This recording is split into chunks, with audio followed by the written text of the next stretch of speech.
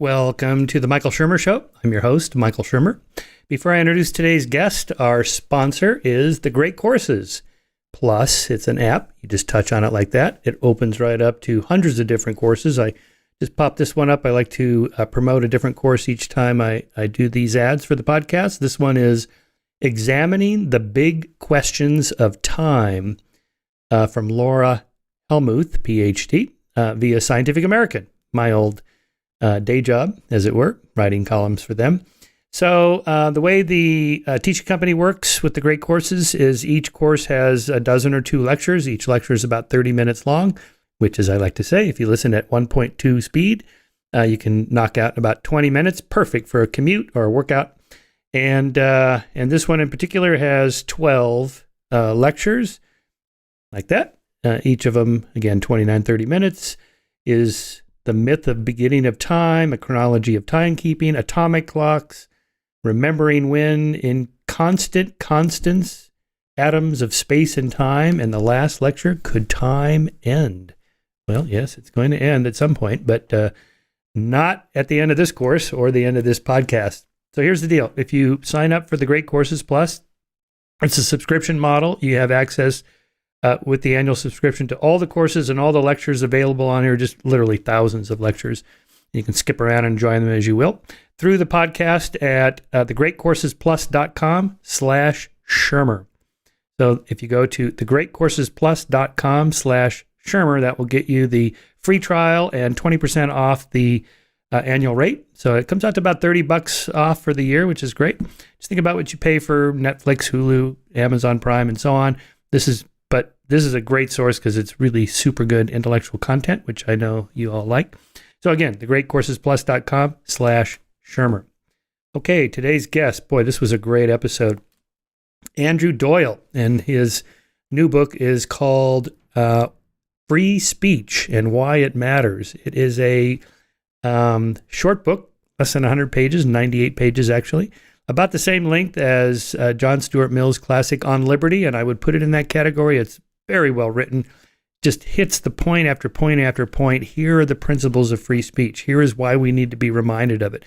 Here are the current threats to free speech, and on and on and on. And it's just great. Andrew Doyle is a writer, satirist, and political commentator.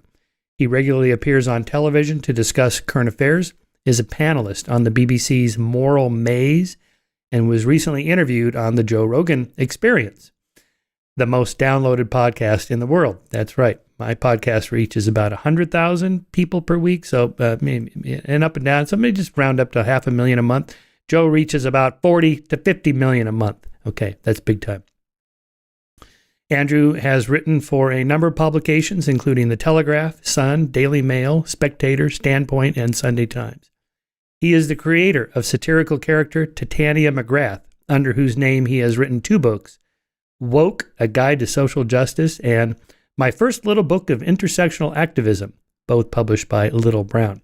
These are satires. He's making fun of the wokerati, of the far left, of the illiberal left, of the progressive or regressive left. Titania McGrath has over 500,000 followers on Twitter. Back to Andrew Doyle, was formerly a visiting research fellow at Queen's University Belfast and a lecturer at Oxford University, where he completed his doctorate.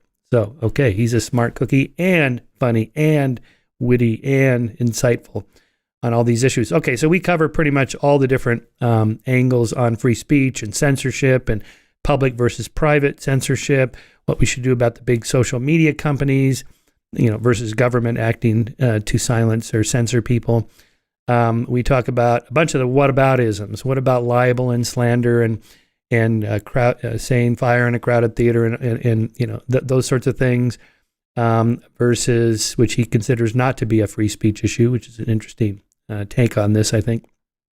And cancel culture and the free speech movement at Berkeley and what happened since then, and why that happened, why the shift from the right being obsessed about controlling people's speech to now the left being that way. What about comedy and satire, which he uses as a tool against free speech censorship? It itself has a history of helping to make moral progress. The role of debate and persuasion in ideas and what happens when that doesn't occur through censorship, and a little brief history of the free speech movement and attempts to censorship from the ancient Greeks to the present, and then the arguments from modern progressives against speech and why they're wrong about that. So with that, I give you Andrew Doyle and his book, Free Speech.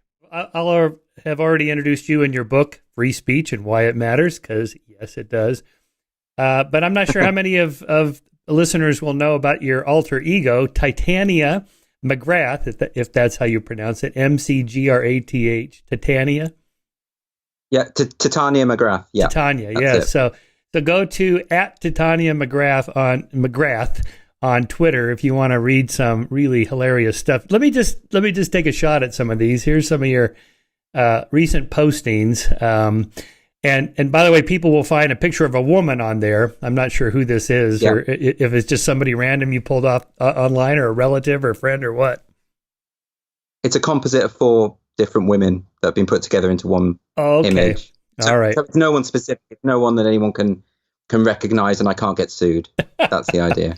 That's good. Yeah. So for listeners not familiar with this side of your career, you've taken to using humor and satire and irony and whatever else on Twitter, which is a great use of Twitter.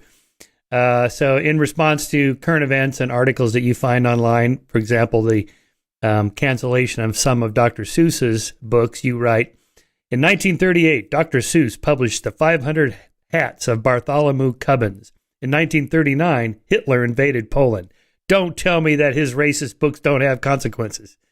And then let's see. And then a day later, you wrote, so far today, I've gotten a woman fired for claiming that sex is binary, shouted abuse at an old man collecting money for the British Legion, dogpiled people on Twitter for disagreeing with me, and burned some books by Dr. Seuss. It's so exhausting being on the right side of history. And just to pull a few more of these here, you responded to a, looks like a CNN article on politics. So here's the CNN article quote from him. Let's see. This has to do with the doctors assigning males. Oh no, this is a trans women in women's sports. The orders also reference biological sex, a disputed term that refers to the sexes listed on students' original birth certificates. I'm reading here from the CNN article. And then you highlighted what they said. It's not possible to know a person's gender identity at birth, and there's no consensus criteria for assigning sex at birth. Now, somebody might think you wrote that, but no, that's CNN. And you wrote, thank you, CNN, for reminding us that there's no consensus among doctors on how to assign sex at birth. Most of them just flip a coin. Anyway, it goes. And with that one, they rewrote it. There were lots of people piling on them about that, and then they changed the wording in the article under pressure, which shows that it can have an impact if you react in a certain way. Interesting. Yes. Okay. So social media posts like this can have an effect. That's good. That means someone at CNN is kind of trying to keep track of that sort of thing. You get that quite a lot when particularly with ridiculous headlines. There's been a few like that where they put something out. You remember the one, I think it was the Washington Post that referred to the head of now was it was a terrorist figure in the Middle East who was killed, and they described him as an austere religious scholar in the headline, and they got a lot, not a mass murdering genocidal a terrorist with sex slaves, but an austere religious scholar. And then they got so much flack online, they actually changed the headline. So this happens more than you think, actually. Interesting. Yes. Well, so it pays then to go online. It's not just a complete waste of time leading to frustration and existential threat to humanity. You write another one here. I'd never heard of. I remember when you posted on this one from some doctor named Eugene Gu, G-U, MD, blue checked on Twitter. He writes, Black on Asian crimes only occur because of our system of white supremacy that strips African Americans of their economic opportunities while taking respect and dignity away from Asian Americans. Also, white people in power are experts at dividing and conquering to stay in power. Then you write, thank you, Eugene Gu. The most obvious example of white supremacy is when black people attack Asians. If we didn't live in a racist system, you wouldn't feel compelled to enact whiteness in this way. So again, it's just... you're really just kind of responding naturally to headlines and stories in a way that kind of carries them out to their most ridiculous conclusion. Yeah, exactly. Yes. I mean, normally she is agreeing, although sometimes I quite like her getting Titania to be offended by them, finding some way to be offended, even if they're ostensibly on the same side. That's quite fun to do as well. It's not in any of the examples you've quoted, but that's quite a fun thing to do. Right. In other words, carrying it out even further. Yeah, exactly. You did write one here, though. This is April 1st. Maybe this is an April 1st joke. I don't know. Because it's serious. It sounds like we are fortunate to live in one of the most tolerant societies that has ever existed. Although there are still some problems, by seeing absolutely everything through the prism of race, gender, and sexuality, we are generating further division in the name of progress. That's true, right? Right. It's exactly right. So, I mean, yeah, that's an April Fool's joke. There's no way she would think that. It's far too reasonable for her. Okay. It's far too measured and considered, and of course, it's clearly the case. So, right. The only time she's ever said anything sensible is as an April Fool's joke. That's really funny. One last one here. You write that this report makes me feel physically sick. The report is Race and Racism Becoming Less Important in Explaining Social Disparities. The subheadline of this BBC article is Different Outcomes in the UK Have as Much to Do with Social Class and Family Structure, a review into racial inequalities. Says, then you quote again, if people start believing that racism isn't absolutely everywhere and isn't the very bedrock of society, all my brave work will be for nothing. Okay, so... And that's in response to the race commission we've just had in the UK, which the report just pointed out that the UK is not institutionally racist, but that racism does exist and we have to tackle it. It was very clear. But it was also quite an optimistic report that was saying, look, we're going down the wrong road if we're looking for everything to be structural, when in fact there's no evidence that it is. And that's, and of course everyone freaked out because the kind of ideologues you're dealing with don't particularly like data or evidence-led study because it threatens their faith, I suppose. So what do you take structural racism to mean when people like that describe that problem? When they're describing, they're talking about racism as built into a system. So, for instance, but it goes further than what you would imagine. You see, there's a distinction between, say, institutional racism and structural racism. Institutional racism would be an institution which has racism built into its procedure. So something like Jim Crow is an obvious example of an institutionalized form of racism, right? And then structural racism takes it a step further, and it's more to do with this idea of power structures within society, these kind of nebulous systems of power. Foucault described it as a kind of grid of power, and that this is where racism lies. That in other words, it's the critical race theorists' idea that every human interaction is underpinned by racism, whether you know it or not, and that the question you ask isn't, well, how did racism occur here, but how did racism manifest here? And this is the same thing that is picked up on the more sort of popular writers who have espoused the critical theorist's position, people like Robin DiAngelo, people like Ibram X. Kendi, people like that. And they've all taken on board this idea, although they have their differences, very marked differences. They've all taken on board this idea of these invisible power structures that work through society. And the problem with that is the only real proof or evidence that people can find for that is what they call lived experience.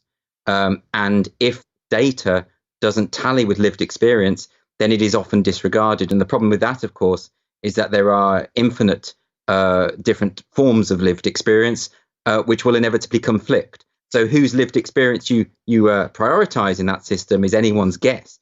Because while you could say, for instance, Meghan Markle can say that the British royal family is institutionally racist, and her defense for that is that it is her lived experience. And then when Prince William says, I'm from this family and it's just not a racist family, well, that's his lived experience as well. So whose are you going to prioritize? What lived experience only really counts if it's of the approved kind. That's the problem with it. I remember when that quote was Oprah recorded that right down the street from me here in Santa Barbara in Montecito. And of course really? they were careful not to identify the house. Oprah even said, "This is not my house. This is a friend's house," just to make sure that no one came stalking around. Because when you want to lead the royal family, you want to just blend in and be a regular person. You go on Oprah and you expose your face to 20 million people, and then they can't possibly go to like a local playground. I have a little 5-year-old. I guess he's close to the age of little Archie, but we never see the royal family at the local playgrounds here. They're never going to be able to do that. But what bothered me about that, of course, is that who said that? They're concerned about the color of the next baby's skin or Archie's skin. Who said that? Well, I can't tell you. Well, then what can we do about it? I mean, because, the way moral progress is made is by targeting specific racist or gender or, misogynist issues. That guy right there, that company, that bank, that police department, we should target that and fix the problem. But if you say it's just everywhere, what are you supposed to do with that? Right. So if a company confesses to structural racism, as many have, as Princeton University did, for instance, well, the next step they should take is explain what structures did they put in place to make themselves racist. Tell us what they are, and then talk about how you're going to dismantle them. But because the language is so nebulous, what they're really talking, they don't really mean it. That's the first thing to make absolutely clear. They don't believe that they are structurally racist. This is a kind of a term that you put out there as a kind of signal that you're on the right side. That's really what that's about. And that's what did bother me about the Meghan and Harry thing. I mean, we didn't have anywhere near enough information to make a judgment about a family that we know nothing about. I don't know who said what. She doesn't even know what was said, and she wasn't, as you said, wasn't able to tell us who that was or what the context was. We've absolutely no idea. So everyone rushing to judgment. I mean, it could have been a racist statement. It could just have equally been an innocuous statement that was misinterpreted. There's all sorts of ways that could have gone. But note how quick the ideologues jumped on board this to make their judgments, because one of the things that you'll always notice about the kind of people that I satirize through Titania is they have this incredible certainty. It never occurs to them that they could be wrong. They know what's going on in everyone else's heads. They've got this telepathic insight. So they always know that the intent is malevolent, no matter what. They're not interested in context. They're not interested in nuance. They're not interested in having a discussion to try and work out what actually happened. They want to make their judgment and go from there. Any kind of suggestion of, for instance, institutional racism, that's a proposition. That's not a conclusion. If you're going to make that proposition, it's a very serious proposition to make, and it should be interrogated and investigated. And I'm not saying that it can't exist. I've already said I believe that institutional racism as a concept can exist. And if you're making that accusation, then we should take it seriously. But it's not a conclusion. You can't just assume that your conclusion is right and then work backwards. And that's the problem with this discourse. Yeah, we're in the midst of the Derek Chauvin trial here over the death of George Floyd, and it's as bad as it gets. You watch those videos and the bystanders giving their testimony. That's about as bad as it gets. He's obviously some kind of asshole. I don't know if he's a racist asshole or just an asshole, but he's something. Okay, but that guy, that's the problem. Not, the police department in the next city over or some other state or this kind of generic police are all racist. It's this extrapolation from individual cases to kind of an inductive process of a general conclusion we draw, which doesn't follow in any way scientifically, much less how can we solve that problem? Like the Starbucks incident last year where some manager called the police on a couple of African Americans that were loitering in the Starbucks. Everybody loiters in the Starbucks. I mean, no one just barges, hardly anyone just goes in there. They all loiter. That's the whole point. They want them to buy more stuff. In any case, so then, Starbucks a couple months later shuts down for a day, sends all 750,000 employees through the sensitivity training. But it's like in the modern world we live in, almost nobody's racist anymore. So even if it's, say, some huge number, like 1% of the 750,000, which would be a lot, are racist, then the 99%, you just wasted everybody's time to send them through there because they are not the problem. It's that manager right there at that store, maybe. But the argument would be, I suppose, that, I've heard this argument that the manifestation of racism through that individual is because of a systemic problem. It's because of we have generated a culture within which that kind of behavior and worldview can be permitted. So it does with that thing of taking single incidents, and then extrapolating it and assuming that what that is in fact a kind of a signal, a sign of a broader problem. But that is an assumption. And this is the thing that we really need to emphasize. No one's saying that racism doesn't exist, and nor is anyone suggesting that you shouldn't actually do something about it. Right. The point is, though, that to make the assumption that it is not that individual's fault, in other words, to mitigate that individual's responsibility for their own actions and to spread it across absolutely everyone and everything in society, I think is troublesome. And of course, as you say, because so few people are in fact racists, what happens is you generate an awful lot of resentment among people who are just good people wanting to get on with their lives, who don't really appreciate being hectored in this way. They don't like it when the likes of Robin DiAngelo turn up at their work to berate them all for how evil they all are because they had the temerity to be born white. It's not something that people really like, and you end up with this horrible resentment and more racial division. And it just strikes me that the best way to tackle injustice of all kind is to focus on where it lies, not where you presuppose it to lie. Scientifically speaking, it's a signal detection problem. We want to catch in our net the true positives of the actual racists and stop them. But the problem is it's hard to measure and hard to know who. So you end up having this super broad net. We're going to scoop everybody up in here. And yes, we're going to end up with like 10% false positives. But those false positives are going to be resentful, or maybe it's even bigger than that, because if you put 750,000 people through sensitivity training, you're kind of telling them you have a problem in your head. And if the person's thinking, no, I don't. Well, it isn't just the case that they're trying to detect racism. They're coming in. I mean, I've read some of the documents that get distributed at these talks and these workshops. They are saying quite explicitly that if you are white, you are complicit in a white supremacist system. I mean, it's not even the case that we're asking the question, we're raising the issues. It is a judgment, and it causes a lot of problem. And people can see that it doesn't bear any relation with the facts. In the UK today is about as tolerant as a society. Studies repeatedly show that the UK is the most tolerant by far among the major European nations. Racism is declining. We've been making so much progress, and yet we are expected to believe that today's society is worse than it has ever been. This just doesn't bear any relation to the facts. If you give a very specific example about the recent Race Commission, they found that they were addressing this idea that there could be institutional racism within our education system. And the argument goes that, when we educate children, we're educating them to be racist. And it's built in, and that we privilege white children over ethnic minority children. And as the report revealed, most ethnic minorities outperform white children. Now, it is true that Black Caribbean students don't perform as well generally as white students. And you could say, well, that's therefore proof that the educational system is racist against Black people. But then you've got to hold on a second, because Black African kids outperform white kids by some stretch. So if it is a form of institutional racism within the schools, it's very, very targeted, because what it is doing is it's attacking Black kids from a Caribbean background, but it is actually encouraging and helping and pushing Black kids from an African background. This is a very targeted form of racism. Can this be right? Obviously, it's not right. So this idea has been disproven through the data, but that is entirely rejected by the critics of this report, because they don't care about that. They don't care about data. They care about what they call lived experience. And as you will know, lived experience is what we used to call anecdotal evidence. It's sure, there are insights that can be gleaned from talking to someone about their personal experience. I'm not completely disregarding that. But what you never do is say, because this happened to me, that is a problem with absolutely everyone, because that's unscientific. Yeah, well, they do have some data. So, for example, I read Kendi's book, How to Be an Anti-Racist, and I read Isabel Wilkerson's book, Caste, which is really quite beautifully written.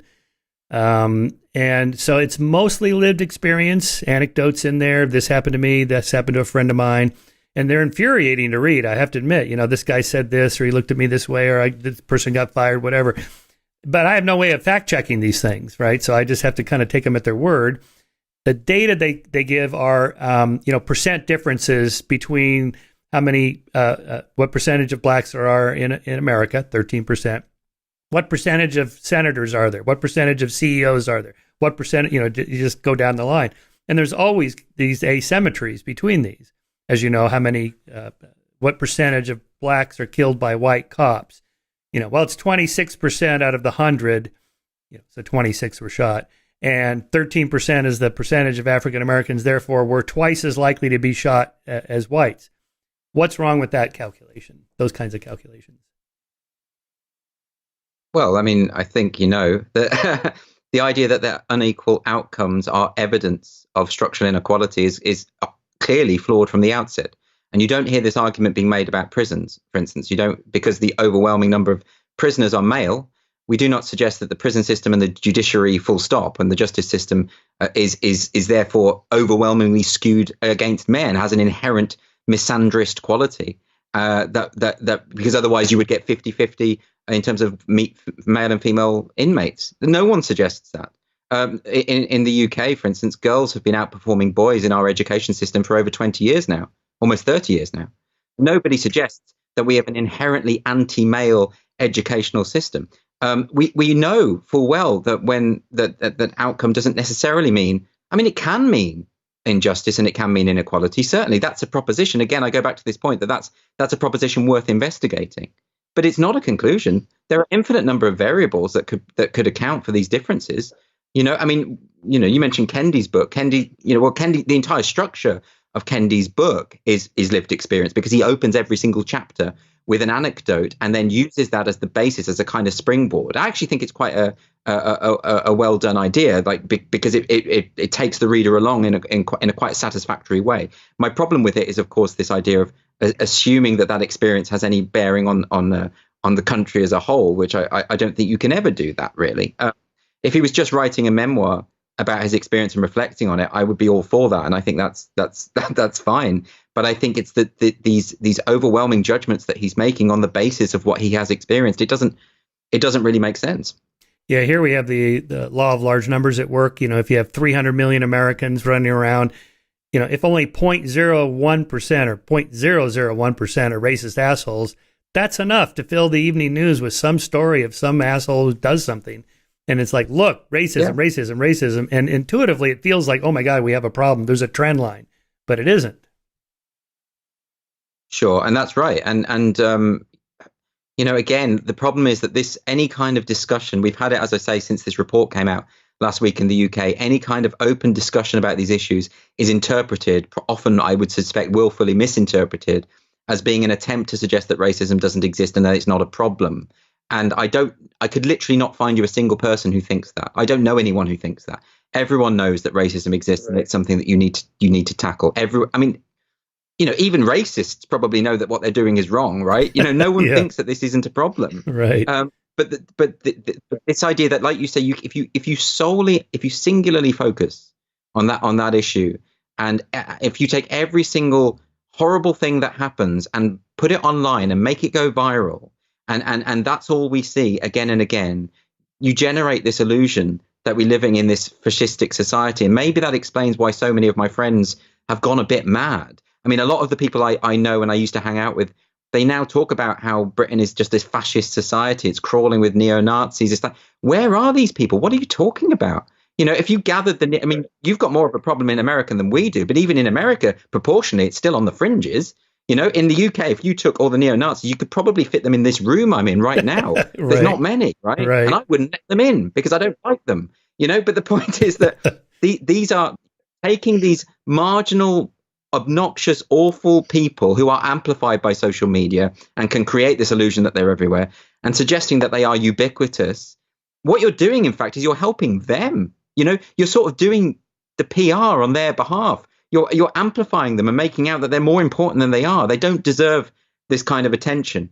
Yeah. One story in Isabel Wilkinson's book, Caste, that really bothered me was, she's a New York Times reporter. She won a Pulitzer Prize.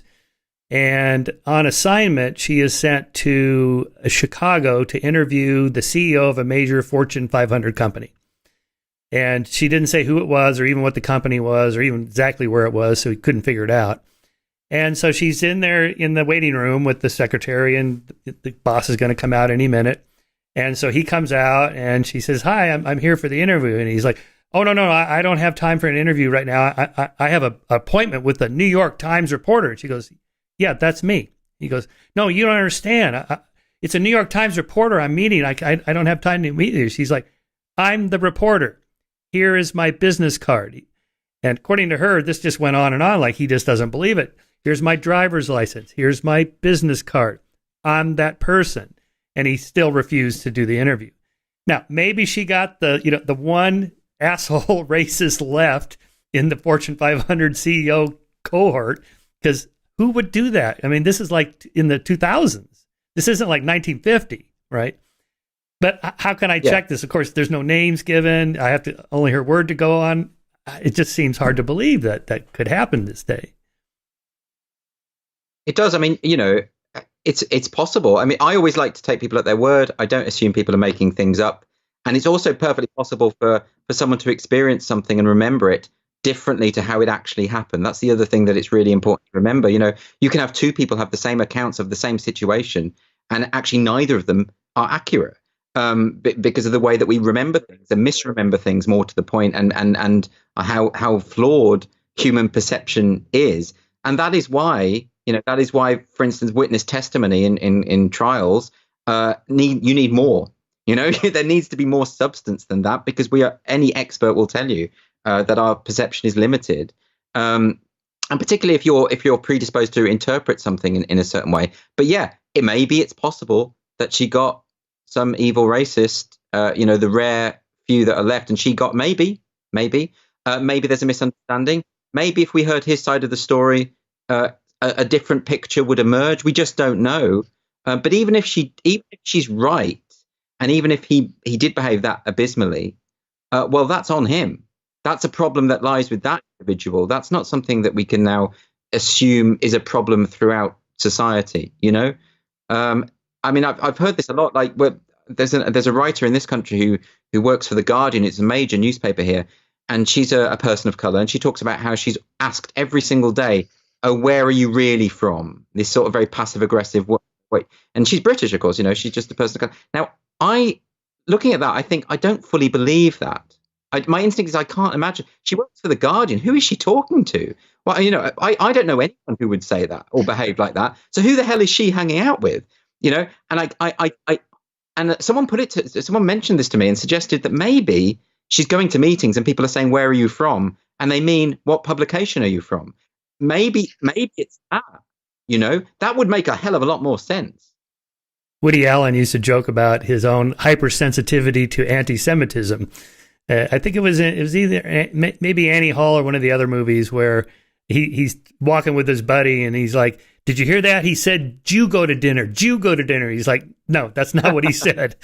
He's like, you're reading too much into this. Well, this is the other thing. I think if you have experienced anti-Semitism, racism of any kind, you probably are more likely to interpret things in that way, because you will have a heightened sensitivity to that. And I think that's understandable, actually. So maybe that is the case in some cases, but that doesn't mean that we should be making these judgments about society, and more seriously, enacting policy to change society on the basis of the quote unquote lived experience of one or two people. Yeah, it's the same problem with guns here. We have 350 million guns and 340 million people. If 0.0001%, go off mad shooting, that's enough, again, for every, maybe I got the decimal points wrong, but that's enough for a gun shooting, a school shooting every 2 weeks, which is the average here, and a mass public shooting, 4 or more dead every 2 weeks also. So pretty much every week there's going to be a report of something that happens. And it just feels like we just got this massive gun problem, when in fact far more people die from suicide by gun, say, or accidental shootings, or even just other causes, cancer and heart disease and whatnot. I mean, from a British perspective, it is terrifying, the idea, because we just don't have guns on the streets in the way that you guys. I mean, I know we do, but we don't see the police with guns. I mean, my family are from Northern Ireland, so I am accustomed to seeing guns on the streets there, but that's a very different scenario. But yeah, I mean, I remember when I was in Chicago and I was there at a weekend, and I heard a report that I think 50 or 60 people had been shot and killed that weekend while I was there. And I started thinking, oh my God, all of my friends back home are going to be worried that I've been caught up in this. And then I found out that that's every weekend. And it's just not there's nothing unusual about that. And that really terrified me. I do think that is a problem, I have to say. I think that is a problem. And what's the solution? I don't know. I mean, I've always kind of argued in favor of more gun control. I mean, come on, just reduce the size of the magazine clip that can hold so many 10 bullets instead of 100 bullets, so the guy has to reload, somebody can intervene. But the moment you take even one step, the right goes crazy and says, that we're heading toward Nazi Germany or whatever. And in any case, even if you stopped it right now, there's still 350 million guns just floating around. I mean, short of a Stasi state of going to every house and taking guns, it's just not going to go away. I've attempted to understand this issue from an outsider's perspective because, you know, my instinct is always for gun control. I don't, because these are such dangerous items, you know, and I don't really understand why we need to have Mac 10s freely available on every street corner. But, you know, I'm fully prepared to admit that I don't fully understand the situation. I have not read enough about the situation. I read an article. I was trying to get to grips with this idea, this fear that a lot of Americans have about governmental tyranny, and the idea that the guns are there to protect you from that eventuality. And that at least makes some kind of sense to me. I do understand that concern. But that appears to be the purpose of the Second Amendment. There's a couple of things going on there. First, I wrote a piece about this in the New York Times a couple of years ago. If you think that you and your couple of handguns and shotgun are going to stop the Navy SEALs that come to your house, or, you know, some big squad with a tank and, you know, armored vehicles, do you seriously think you can stop the U.S. military? You have no chance. You know, back when that was written, you know, the U.S. military had, you know, breech loading muskets, and you had breech loading muskets. They were pretty much the same, right? Right. So that kind of made sense. All right. But that's just not like that anymore. And in any case, as I also argued, you know, if you really want to get back at somebody, get a good lawyer, because a good lawyer will scare the crap out of any kind of you know, police department or whoever you're worried about having too much tyranny rather than a gun. And but the other problem is guns are a proxy for something else. It's a little bit like I've been making this argument recently about QAnon. You know, this is one of the craziest conspiracy theories I've ever heard, and I've heard them all. You know, a satanic cult of pedophiles led by Hillary Clinton and Tom Hanks and Beyonce sacrificing children in a massive sex trafficking trade to drink their blood. I mean, it's just insane. At a pizza parlor in the basement of the Comet Pizzeria in Washington. Okay, we know one guy who took it seriously because he went there with his gun, an AR-15 style assault rifle. Okay, at least he believed. Because that's what you would do if you really believed there was a crime going on right there in front of you and no one's doing anything about it. So when 29% of Americans, of Republicans, 2 weeks ago said they think there's probably something to it, they can't possibly actually believe this. You know, if we sat down one-on-one, let me get this straight. Do you really think there's a satanic cult? No. What they're signaling is, I worry about this thing. I don't trust big government. I don't trust authorities. You know, they're kind of signaling there's something else. Well, often with these things, with these hysteria, there's often a grain of truth somewhere, which then becomes the backbone of this hysterical thing. You know, so you had it in America with the satanic sex abuse, the satanic 1980s. Ritual abuse in the 80s, where, you know, families were torn apart, children were taken away, you know, innocent people were their lives completely and utterly ruined. We had a similar thing here with the care home scandals in the 80s in Wales. And, you know, I've read about this extensively, and a lot of it comes down to one fantasist who was able to point out actually examples where things had gone wrong and where abuse had taken place. And this was used to validate all of the fantasies that she could possibly concoct, you know, and then that became a problem because the police were asking leading questions because they had bought into the fantasy before they went into the investigation. So it is perfectly possible. I can see how hysteria starts. But yeah, you're right. I mean, with the QAnon, those details, you would like to think that anyone with half a rational mind would just immediately dismiss anything of that kind. And it terrifies me, the way in which these hysterical things can latch on. But it can be anything. It can be on a much lower level. It can be things like it can be any kind of narrative which has no basis in reality. I've already talked about this idea that Britain is full of neo-Nazis, even though we have data that tells us it's not true. But you'd be surprised how many people genuinely believe it. When we had the Brexit vote over here, you would be surprised how mainstream an opinion it was that everyone who voted for Brexit was a racist bigot. That was a mainstream opinion, right? But that was palpably absurd. But I would go so far as to say millions of people bought into it. This terrifies me. You know, this idea, the way that bad ideas can be just disseminated and bought by people who should know better. I mean, I don't know quite what to do about that, because I do like to have faith in humanity. I like to think that most people don't buy into this stuff. So I am torn on that. So again, the question is, do they really? Are we really by nature pretty gullible? Or are we by nature somewhat skeptical? You know, Hugo Mercier has a book out called Not Born Yesterday. He argues that we're not that gullible. That most self-help groups do not turn into cults. Most religions don't turn into cults where the members all commit suicide. They're so rare, we can name them. You know, Jonestown and Heaven's Gate and just a few. And that most people don't go that far. My point in the what are we talking about? A belief. Again, QAnon is a stand-in for something else. I'm signaling my party loyalty. I'm so loyal to Trump and the Republican Party that I'll check the box on the survey that I think there might be something to this. You know, kind of even publicly signaling. And guns are a little bit like that. It's a proxy for other beliefs: freedom, autonomy, individuality. Separation from the government. I don't want the government. You know, I stand alone here. You know, and on, like Margaret Thatcher. There's no such thing as society. There's just individuals. Well, I better have my gun then. You know, that sort of thing. It's a stand-in. I think a lot of people that support guns, they don't have guns, or they don't even know the different kinds of guns that there are, or the details. They just think, okay, I like guns because I like freedom. It's a little bit how, conservatives. Right. Okay, yes. So it's not really about that. Then it becomes about something else. I mean, I suspect that explanation can be true, for instance, with the Brexit hysteria as well. Because, to be honest, most of the people who became so passionate and fervent about this issue, I mean, I know you guys didn't get much in the way of reporting on this over there, but you had people here in their thousands marching with painted flags on their faces, EU flags. This was like their life or death mission. But up until 2016, half of them probably hadn't even thought about the EU or given it a second thought. They didn't really know what it was. They didn't really know what it did. And overnight, they became its most passionate, zealous supporters. Now, I don't fully believe that can happen. So it's not really about the question of whether we're a member of an international trading bloc or not.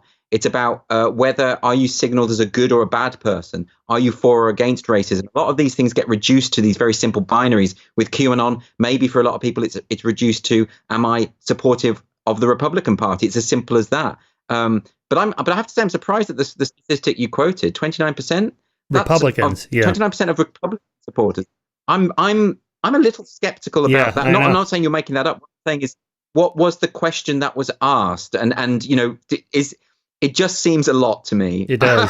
I was skeptical too. The wording was something like, do you think there could be something to the QAnon claims? Although they didn't give the details. I mean, maybe the number would have been much lower if they specifically said, do you think there's a satanic ring of pedophiles run by Hillary Clinton and Tom Hanks? Anybody reading that would go... I suspect that's the case. If you would have said, is there a satanic conspiracy? I think you might have got a much lower figure. Yeah. There. Well, I hope so. Yeah. I hope so. So to your book, because I think your book is the solution, that is to say, we need more free speech to discuss these things.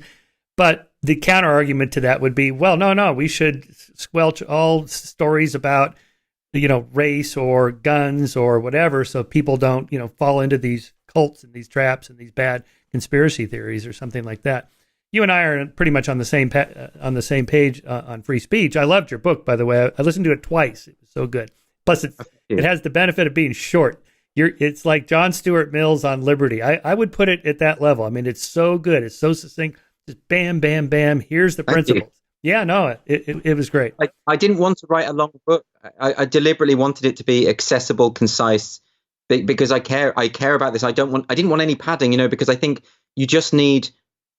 people need to be disabused of a few notions around free speech, because I think it's widely misunderstood, and I think people need to be armed with the necessary arguments to defend it, and therefore I don't think it needed to be any longer than I wrote it. No, it was perfect. So just walk us through what are the fundamental principles of why we should defend free speech. Well, it is, as I argue in the book, the bedrock of all of our liberties. We cannot have any other liberties without it. And everyone has always known this from the civil rights movements of the 1960s onwards, is that this is how you are heard, or this is how you make progress. All innovation that has ever occurred in human history has been due to free speech and the ability to express yourself. And this is something that we need to hold on to, because it is And there's a part of the book where I just give a kind of very brief overview of the history of free speech from the ancient Greeks to the modern day, and it's remarkable how new this is, insofar as I think our societies are pretty miraculous. The fact that we have free speech at all, it's very rare in terms of the history of societies throughout human history. It's a rare and precious thing. And this means, of course, that you have to continually argue for it in every successive generation. You can't be complacent about it, because there's something about human instinct, and particularly people who end up in power. There is something about that would like to see liberties for all curbed. And that is something that we need to defend against. I think that our understanding of the world can only occur through speech, through free speech, through expressing what we seriously think. It's a collaborative, the idea of understanding is a collaborative process, which requires the free exchange of ideas. We never advance beyond bad ideas without free speech. We can't discuss ideas and rationalize and move forward. I think a lot of the problems that you've been describing with conspiracy theories and fake news and whatever else you want to call it, a lot of that comes about because there has been an attempt to clamp down on certain forms of speech and certain forms of discourse. And what you end up with is a kind of problems become compounded. People become more entrenched in their bad ideas because there's no one, you could kick everyone off the internet if they have a certain point of view. And what will happen? All of those bad ideas will be festering in the nooks and crannies of the internet where there isn't the sunlight of truth to penetrate. It's a very, very bad idea. It's the worst thing you can do. I would like to think that I would be able to sit down with anyone who has any of these irrational ideas. And if you talk to them, and if you were able to go through honestly the various facets of any particular issue, eventually truth will out. I mean, that is my belief. Not always. There's obviously some people who are going to stick to their guns and they're going to and whatever, and they're going to be zealots. But broadly speaking, when you're talking about humanity, the progress we make is through free expression. It has to be. And I get very nervous when I see any kind of, I suppose, cracks appearing in this barricade that we've created to defend ourselves from tyranny. I worry about that. And I think we've got more of a problem potentially in the UK than the US, because, of course, you've got your First Amendment and we don't have constitutional protection for free speech in the way that you do. So I think we have. But what we are experiencing, I think, might be a kind of salutary lesson to normally we're a few years behind you guys. I suspect the reverse might be true here, because you've got a movement in America to have the First Amendment not applying for what they call hate speech, for instance, a kind of modified perception of what it means, what free speech actually means. We actually have hate speech laws in this country. Throughout Europe, there are hate speech laws. You don't have that yet, but it's coming.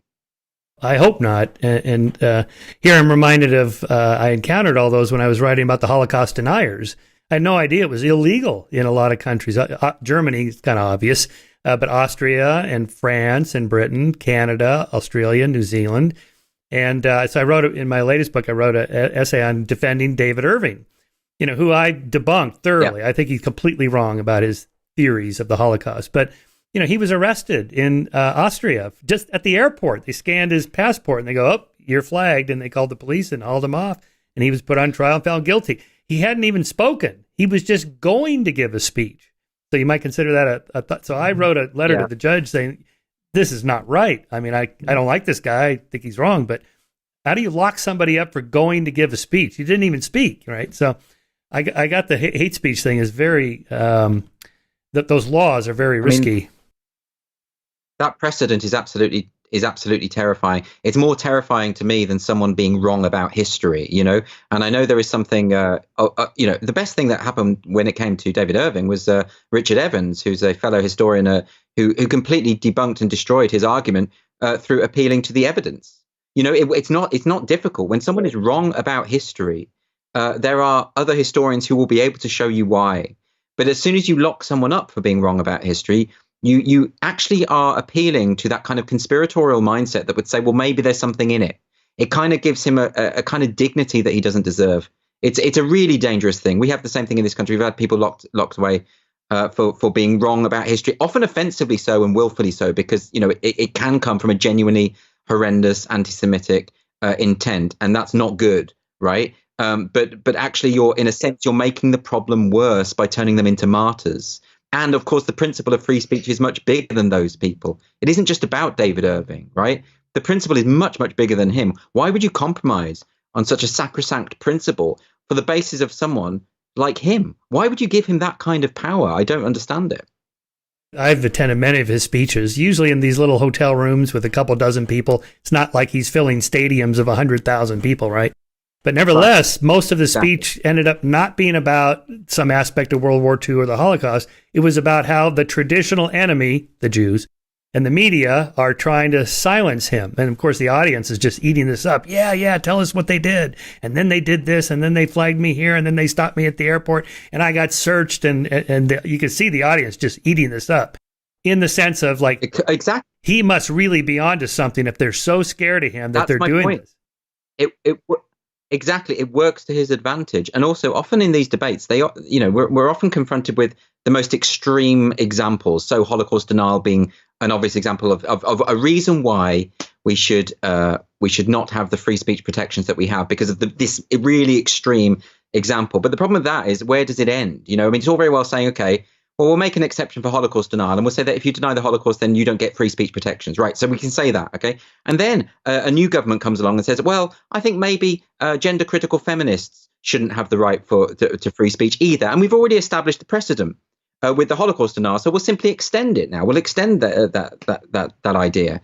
And it's an incredibly slippery slope, and we can see it all. And you might think that's an exaggeration. It's not. I mean, already if you're on Twitter and you're a gender-critical feminist, you will probably be banned. That, it's happened hundreds and hundreds of times. This is really normal now on social media to ban people with a legitimate but point of view which is different from that held by the 20-somethings that occupy those councils in Silicon Valley who decide what is acceptable and what is not acceptable. Okay, those little cabals that sit there. What do they call themselves? The Trust and Safety Council. I mean, my God, if you were going to come up with something that sounds chilling and dystopian, how could you come up with anything more? It's mad. But those people have decided, well, we don't agree with this, so it's hate speech, right?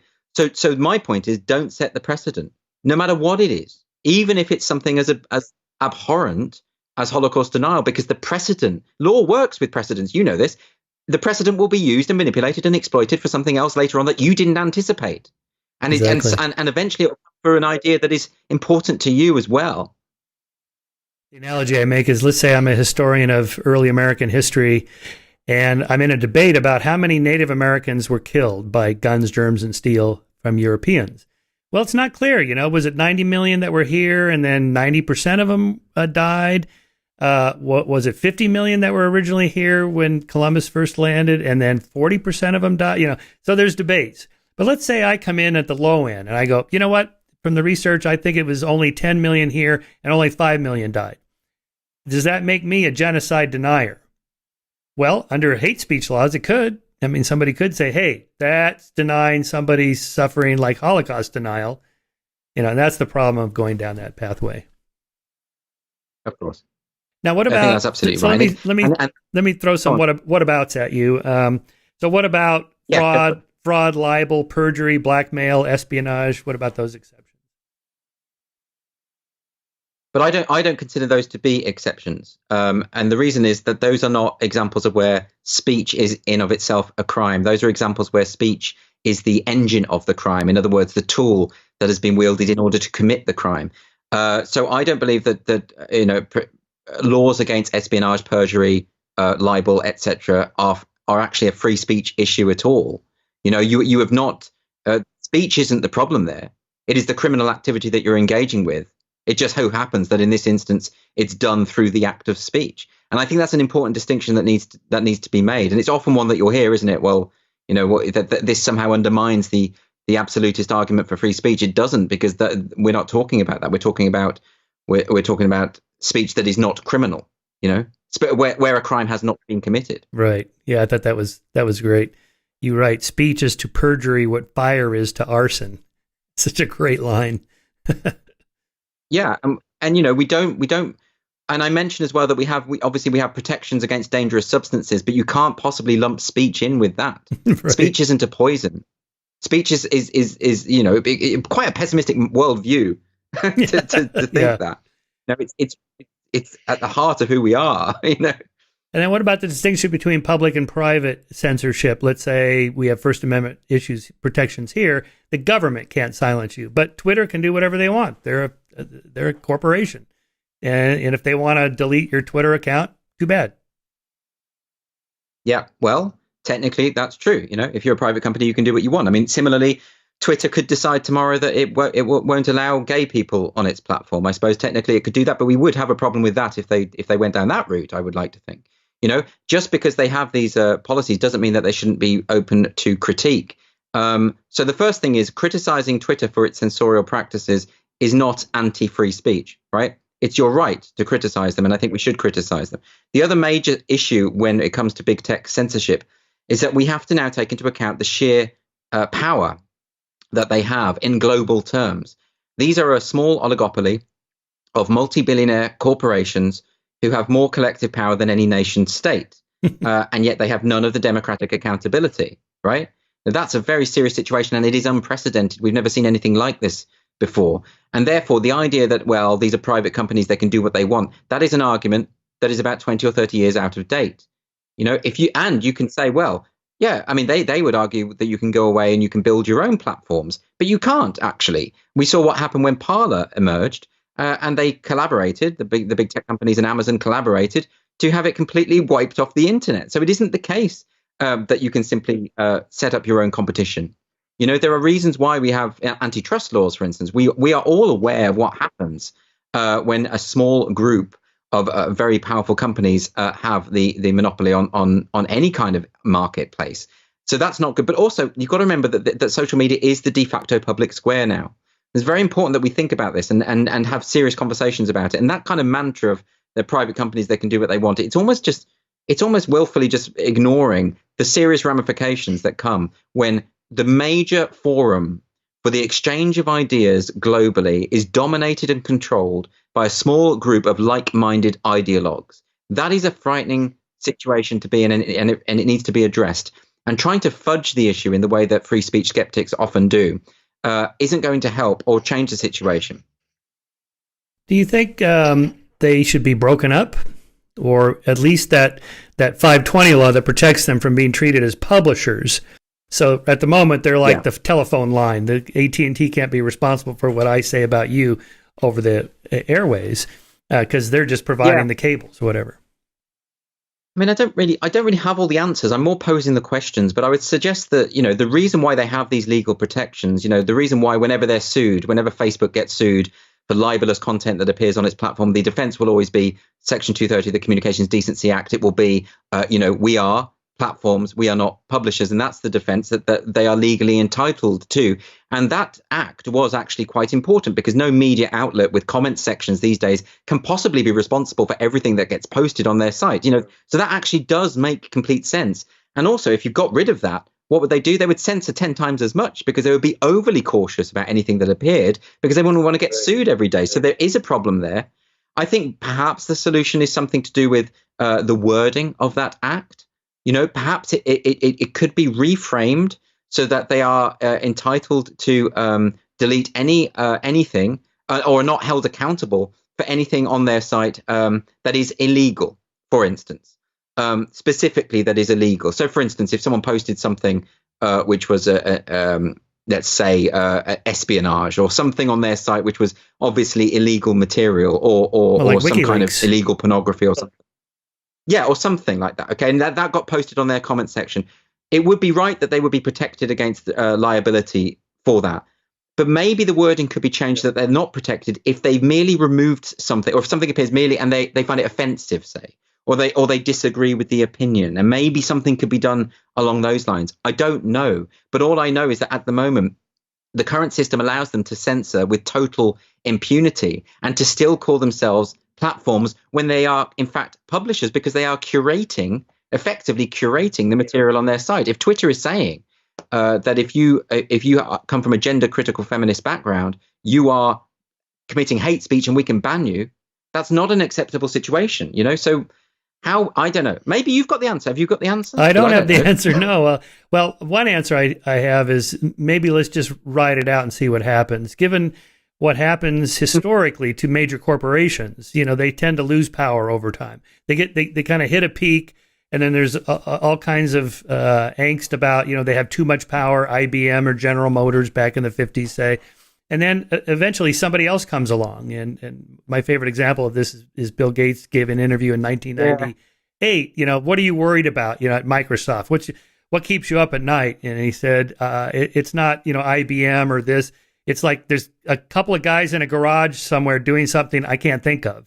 And of course, at that very moment, the Google boys are in a garage in Silicon Valley. And the next thing you know, now we're worried about Google and Apple and Amazon and so on. But maybe in 20 years, you know, Facebook will be like MySpace. Like, whatever happened to MySpace? Well, you know, and now the kids are doing TikTok, and I don't even know what TikTok is, other than I see it's hugely popular, and I'm never going to do it as an old guy. You know, maybe they'll just die out. So maybe my only concern about that is I think what we are seeing, because this is so driven by a particular ideology, what we might call the social justice ideology, you know, it's so embedded within the censorship practices of big tech, that actually this is bigger than just a question of one platform being fashionable for a time and then going away, or an ephemeral company that rises overnight and then disappears the next day. There's something bigger going on here. And the reason why I'm disturbed by this is that it has infected all of our major cultural, educational, political institutions. You know, it's at the heart of the Biden administration now. You know, so this ideology is there, and it's embedded, and it is minority. You know, it's a small number of people who are extremely disproportionately powerful, and I don't think that goes away without a fight. I don't think that. I think, you know, about 5 years ago when I started writing about this, the social justice movement, and the most common criticism I got was, well, this is just a few students on university campuses. This is like Evergreen College, that kind of thing, or this is like just a few idiots in the corners of the internet, and you can just ignore it and it'll go away. Well, most people did ignore it, and it exponentially grew. And people don't say that to me anymore, by the way. People don't say to me, this is just a few people, because the evidence for it is absolutely everywhere. You know, the evidence for everything I've been writing is now just obvious. But the problem with this ideology is, if you ignore it, it wins. It doesn't go away. It triumphs, and then it affects absolutely everything. So I would love to believe that maybe it's just a trend thing. Maybe it's just to do with the fashions, the way fashion comes and goes, and you know, and maybe if we just carried on ignoring it, it would go away and stop impinging on our lives so much. I don't think the evidence of the last 5 years bears that out. I think it will take a concerted pushback in order to change this, because it is a kind of route to a form of tyranny, ideological tyranny, at least. And that I think, historically speaking, these things don't just disappear. Yeah, my wife's from Cologne, Germany, and she moved here, 7 years ago to be with me, which is a surprise. But in any case, I'm happy about that. Mm-hmm. But, you know, she noticed these trends starting back then. I just kept telling her, don't worry, you know, the pendulum, I'm old enough to know that pendulum swings back and forth. It's going to go back any month now. So last week she's going, when's that pendulum going to start swinging back? Because it doesn't look like it's even remotely close. Well, you remember when the pandemic hit, and everyone at the time, because I was still doing my Titania McGrath character at the time, and when the pandemic hit, I kept getting these messages saying, why are you doing this anymore? No one cares about this stuff anymore. We've now got actual hardship, tangible hardship that we're all facing globally. No one's going to care. The culture war is over. The culture war's gone. The pandemic killed it, right? I wrote an article at the time, which was called, what did I say? I said the coronavirus won't kill the culture war. And I got criticized a lot for it. And then what happened? Then there was George Floyd. Then there was the Black Lives Matter protest. Then the culture war exploded into the mainstream, and now it's everywhere. So it was completely opposite. You know, this idea that the pendulum will swing back. Well, like you say, I don't think it's working. Like it's, you know, because every time something happens, all of the major proponents double down. You would have thought after Hillary Clinton lost in 2016, that would have been a good time for the left to reflect and think, well, what's gone wrong there? Why are even Bernie Sanders supporters defecting to the Trump camp? What is going on here? Where have we gone wrong? But there wasn't that self-reflection. There was a doubling down. And what there was is, well, this is proof of our assumption that America is systemically fascistic. And this is just further proof of what we what we'd already decided in advance. And as a result, things got worse. And, again and again, the people who should be reflecting on their position and trying to improve are just doubling down on fantasies. It's not good. Yeah, the fact that Jack at Twitter gave, if I'm getting this right, $10 million to Kendi's anti-racism program to develop a curriculum for schools. And now we're starting to see articles about this, of it trickling down into grammar schools, lower schools like K through 6. And, again, my wife and I have a almost 5-year-old, and we're worried about this happening. Amazingly enough, we're actually thinking about sending him to a religious school. A couple of hardcore atheists are thinking, well, a good Catholic school would be far less worse than a progressive woke school. It would, because it's just a different type of religion, and one that is nowhere near as toxic, right? And I say that as someone who went to a convent school. I'm pretty familiar with the Catholic indoctrination. I went to a convent school here in the UK. Wow. And I went to a Catholic sixth form college. I was raised a very strict Catholic. I don't. It's not pernicious in the way that the social justice movement is. The better comparison with the social justice movement would have been what Catholicism was back in the Middle Ages with the Inquisition. I think that would be a better comparison. But we had a Reformation and things changed. I think it's funny, isn't it, when you get to that position where suddenly you're considering, maybe when we send our kids to universities in the current system, they're going to come out less educated when they went in. I mean, this is, or they're going to be end up coming out indoctrinated into this system. And this is why free speech is so important. We're going to have these conversations about, for instance, the discourse surrounding anti-racism. And more often than not, everything is misrepresented in this argument. I mean, you've just mentioned this funding that Jack Dorsey is blindly giving to Kendi to promote this in schools, right? And what they will say, the proponents of anti-racism, what they call anti-racism, is that anyone who disagrees with them or opposes it is therefore a racist, because it's built into the language of the phrasing, anti-racist. Why wouldn't you be anti-racist? We're all anti-racist, right? But of course, in order to oppose actual racism, you have to be opposed to anti-racism, because anti-racism, the discourse promoted by Kendi and the likes, makes our society more racist. Now, unless they accept that is everyone I know who is opposed to anti-racism and opposed to Kendi's point of view is also opposed to racism. It's actually built. It's important. It's an important part of it. But we can't have that discussion because we have that barrier with this clever use of rhetoric. It's similar with Black Lives Matter. You have a problem with Black Lives Matter. Are you saying that Black lives don't matter? No. I'm saying that I don't think capitalism ought to be abolished and that the nuclear family needs to be disintegrated. This is the point. So you need to have the conversations, and there needs to be an understanding of nuance. I'm particularly disturbed by anti-racism because Kendi says it explicitly. He says, that this idea of racist and not racist is a false dichotomy. That you have to be that actually to be. He says it. If you are not racist, to be not racist is a form of racism. He says that quite explicitly. So this is the problem, right? The anti-racist discourse is making our society more racist. It's going to do more harm than good, probably with all the best of intentions, probably, but that doesn't matter. And we have to be able to have the discussion without the accusation of racism thrown casually around. That is an accusation that should only be used when there is incontrovertible evidence, because it's a very serious accusation. And I find this whole area very, very disturbing. Absolutely. I mean, to me, the least interesting thing about a person is how much melanin they have in their skin. So the analogy I use, like Neil deGrasse Tyson's a good friend, that he is a black physicist. I mean, I don't even think of him like that. He doesn't want to be thought of as like the black astrophysicist. He's just an astrophysicist. But in Kendi's world, there's no colorblind. I'm being racist by denying his blackness and his black culture that's different from my white culture, and that makes me a racist.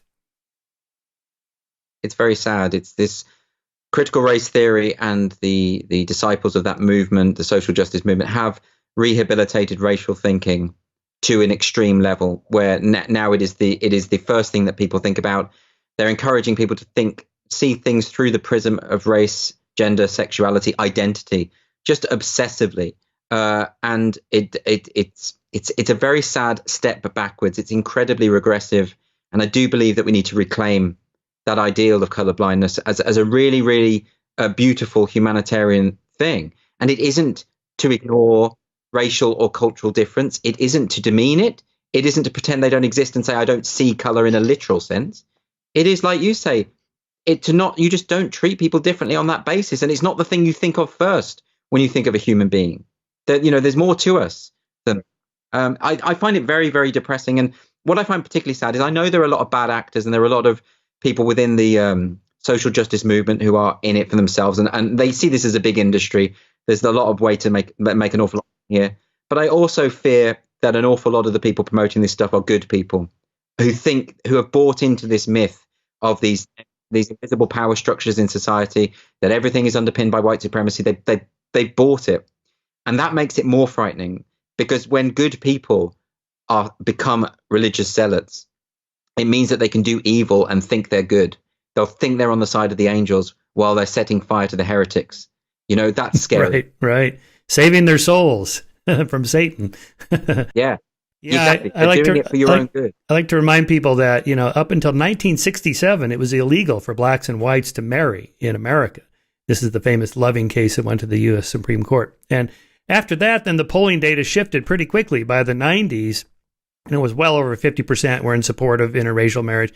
Now I think they don't even ask anymore, because pretty much everybody says, whatever, dude, who cares what anybody's race is. Anyway, so I'm going through these books, and last week I read Uncomfortable Conversations with a Black Man.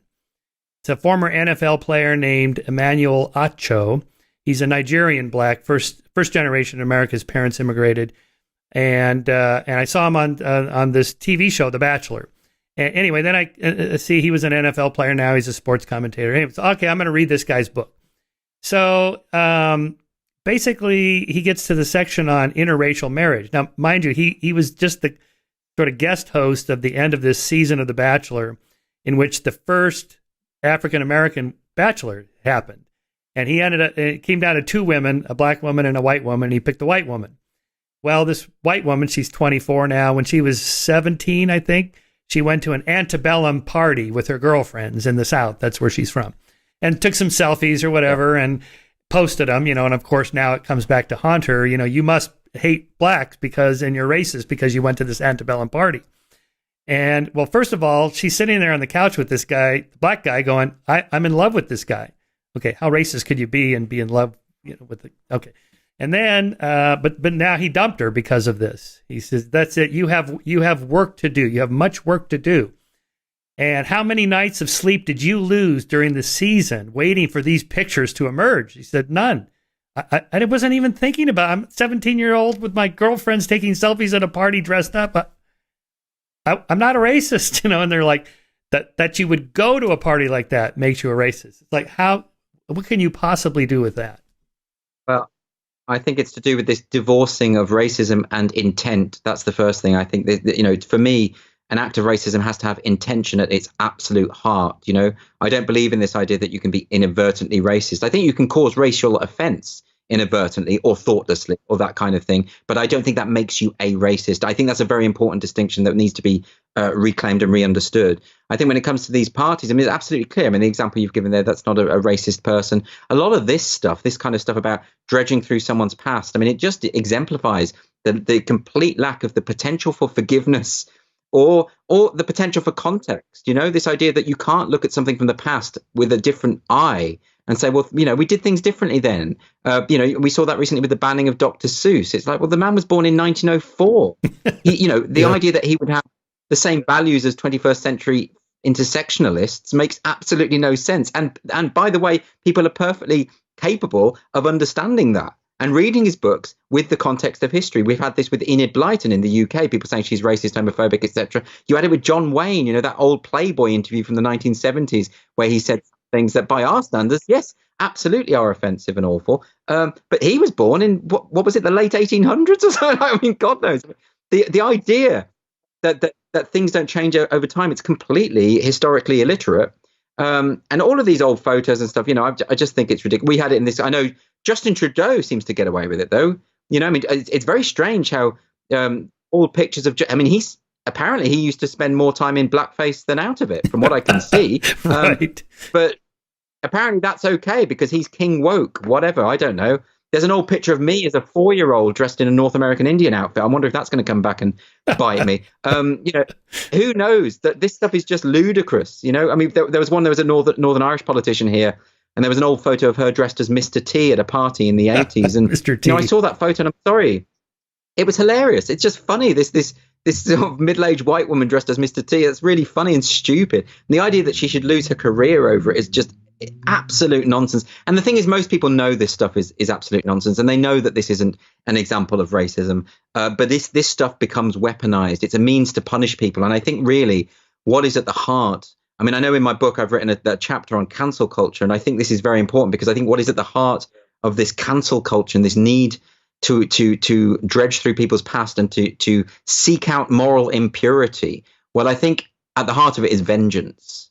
I really do think that. I think a lot of this is about that awful human instinct for vengeance, which is something that everybody has, and we learn how to curb and we socialize ourselves out of it. And I think it's a really unpleasant aspect of humanity at the moment. Whereas before, back in the day, if you had a problem with someone, if someone had said something that had inadvertently offended you, you would talk to them about it. You would open a dialogue, and you would be, there's nothing wrong with being offended. There's nothing wrong with taking offense and explaining why, or even, asking for some kind of progress to be made on that, some sort of discussion to be had. But screenshotting an offensive email, an offensive picture, putting it online, pointing at it, saying, everyone, look at this. Let's shame this person. Let's put this person in the stocks. Let's keep attacking them. Let's dox them. Let's make sure they don't get a career. I've just written to his employer. You should write to his employer. Let's have an online petition. Let's make sure that he can't go anywhere, do anything without being harangued and harassed and destroyed. This is a really unpleasant aspect of humanity that is being tapped into here. And it's one that's best resisted, I think. And what about forgiveness? What about that very beautiful idea at the heart of Christianity, by the way, which is the idea that we all make mistakes and we should be open to forgiving each other. That's one of the reasons why you should send your kids to Catholic school, because they'll come out knowing that, at least. Yeah. And that'll put them head and shoulders above the intersectionalist, I'll tell you that. Yeah, Catholic education's supposed to be pretty good, especially those Jesuits. I take it you got a good education there. Well, it depends. I mean, I was beaten by a nun for breaking a window, so I still resent her a little bit for that. But okay, maybe I did. Well, I never broke a window again, so maybe there's something it worked. In it, Oh, I was going to mention when my wife first moved here, Bill Nye the Science Guy had us over to his house on Halloween, which is a big show because all the kids know he's there. And anyway, so she dressed up as a Native American, a custom she had in Germany, which was well received in Germany. And we didn't think twice about it. But then like 3 years later, it's like, maybe we better not wear that. So there's some shift that happened. Now I think she would not wear that now out in public. But I also think people need to understand that back when she wore the outfit, it would not have crossed anyone's mind that was a racist gesture. And that matters, actually. If she'd have worn it knowing that this was likely to be interpreted in that way at a party, but she went ahead and wore it anyway, that would make the context slightly different, wouldn't it? Because it means she's being provocative. But the truth is that go back a certain number of years, that provocation didn't exist in that context. And this kind of inability to assess things and understand things contextually is a very weird, relatively recent thing. I mean, it's come very, very quickly. Now when I watch Netflix or Sky or anything like that, a lot of the old programs I used to watch have warnings saying this film was made at a time when there were different values. I'm like, well, no kidding. I know that because I'm not stupid. I don't need to be told that when they made Gone with the Wind, people had different ideas about racial equality. I don't need to be told that thing. It's certainly not by Netflix. I don't need to be educated by those people. That's really funny. Okay, continuing on the whataboutism. So people on the far left say that you people defending free speech, that's just a conservative dog whistle to say, I want to be able to say whatever I want about people I don't like without being criticized. Right. This is one of the most common misapprehensions surrounding free speech. And it's really horrible. I say in the book about how I think it's a real shame that such a noble thing as defending free speech now comes with these really ignoble suspicions. It's absolutely terrible. I don't want to go around saying racist, homophobic and sexist things because I'm not a racist, homophobe or sexist. So, that's not the issue. The issue with free speech is a lot more than that. And I think that this in itself is a trick. The idea it just so happens that at the moment, given our cultural circumstances, most of the robust defenses of freedom of speech are coming from the right. That is true. But if you go back 30, 40 years, it was mostly coming from the left. I mean, I remember when I was a kid, and I mentioned this in the book as well, when I was young, all of the people calling for censorship of the arts, of films, of books, of plays, things they found offensive, that was always the right-wing tabloids, always. They went after David Cronenberg's movie, Crash, They went, that's the film where there's that group of people that are sexually aroused by car crashes, and there is something disturbing and sinister about that film. You don't ban it. If you don't want to see it, just don't go and see it. Problem solved. We had the same thing with the video nasty scandal in the UK. We had films like Evil Dead, Sam Raimi's film. Evil Dead fell under that rubric and got banned as a result of that. You've had Last Temptation of Christ, Last Tango in Paris. But all of this stuff, it always came from the right. All of the things now that are calling for censorship of sitcoms, for instance, or comedy routines, or even movies and representation in movies, all coming from the left, or at least people who identify as left, right? So that's a big shift. But what that does show you is that the sensorial impulse is not restricted to a left or right thing. Actually, this is completely not partisan. The protection of free speech has nothing to do with left and right. It is in the interests of people on the left and the right to defend it. It shouldn't matter where your allegiances lie. It just so happens that the Biden administration at the moment isn't going to do anything about big tech censorship, because big tech is broadly in keeping with their own values at the moment. But this is a very myopic way of thinking of things. It's very short-sighted, because in about 10 years' time, maybe Silicon Valley isn't going to be aligned with the Democrats, and maybe you're going to regret not doing something about it when you had the chance. So this idea of left and right, I think, is a red herring. I think it's taking us in completely different ways. And the other thing to remember, when someone says that free speech is a racist dog whistle, there's even a book called Is Free Speech Racist?, which is a ridiculous book by an academic here in the UK. So when people say that, what they're effectively saying is they're trying to undermine your defense of free speech by imputing or intuiting some kind of malevolent motive that you don't have. And therefore saying, well, we don't have to listen to you because we branded you a racist, neo-Nazi, all the rest of it, all those labels that they want to throw at you. And because it disobliges them of having to engage with the argument. It's a strategy. That's all it is.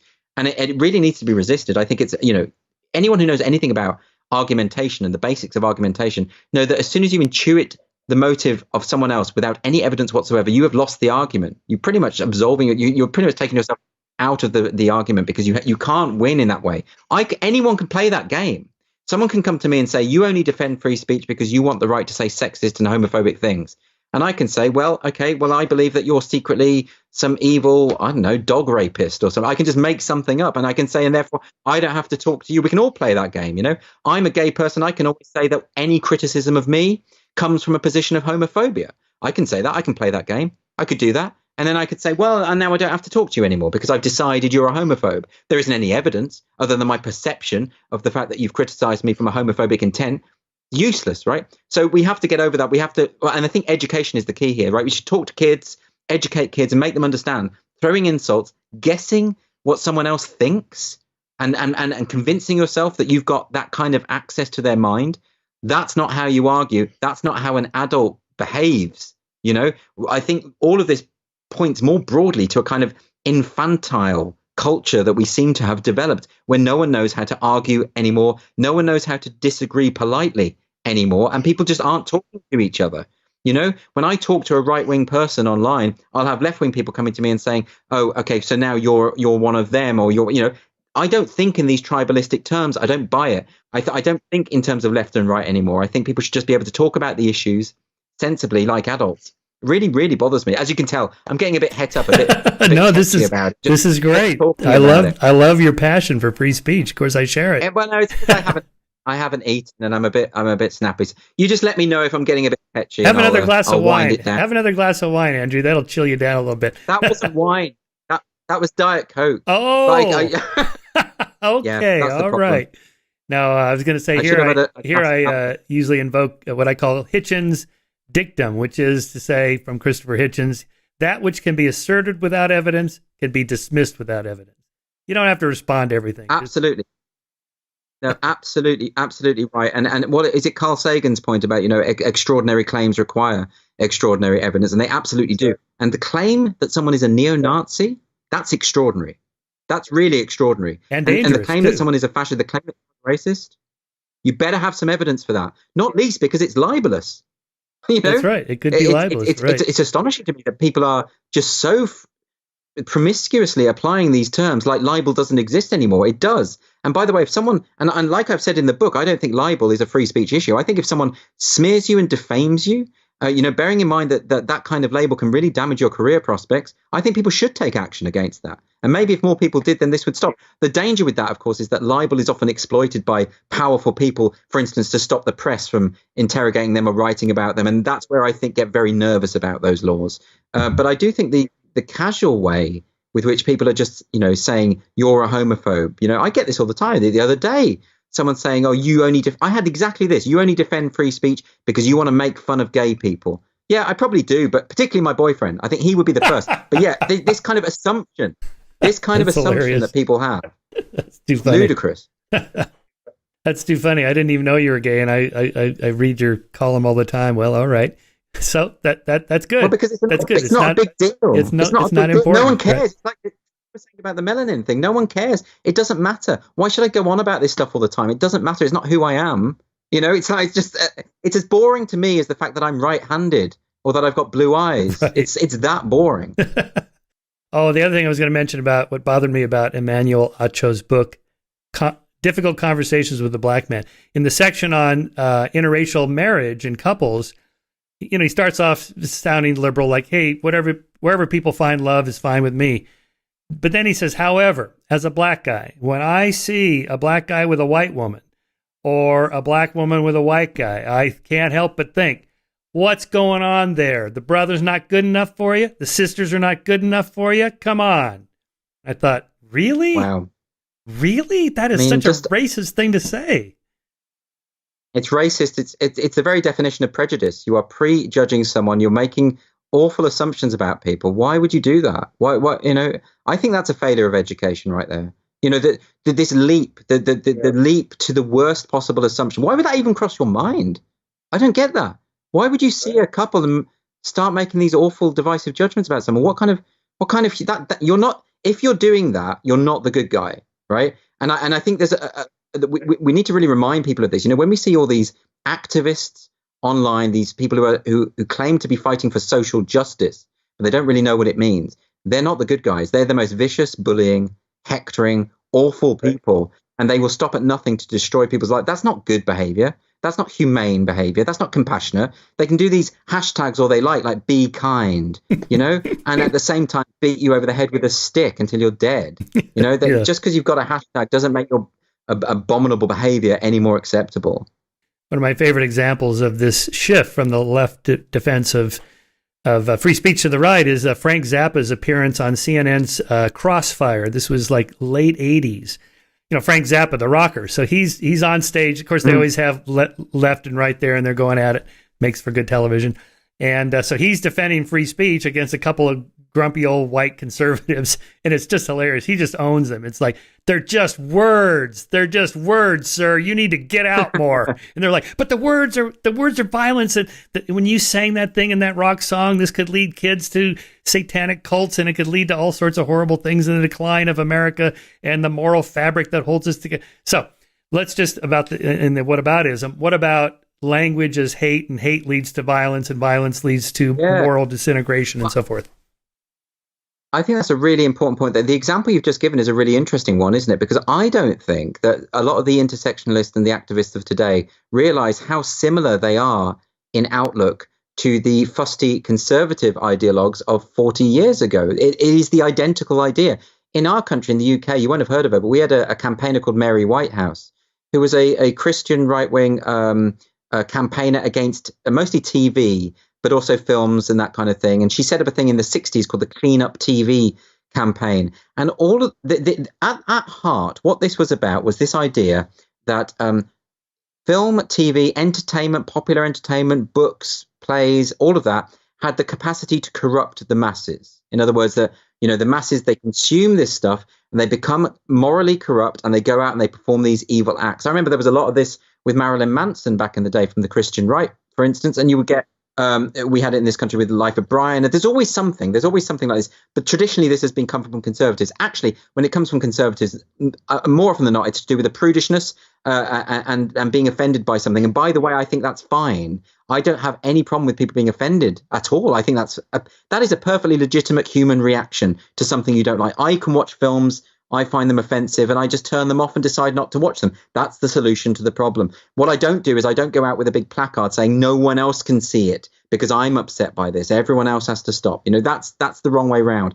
And I think that the current intersectionalists have that Mary Whitehouse view, because their belief, and it is a belief, it's based on faith alone, is that mass media consumption has the potential to corrupt the masses.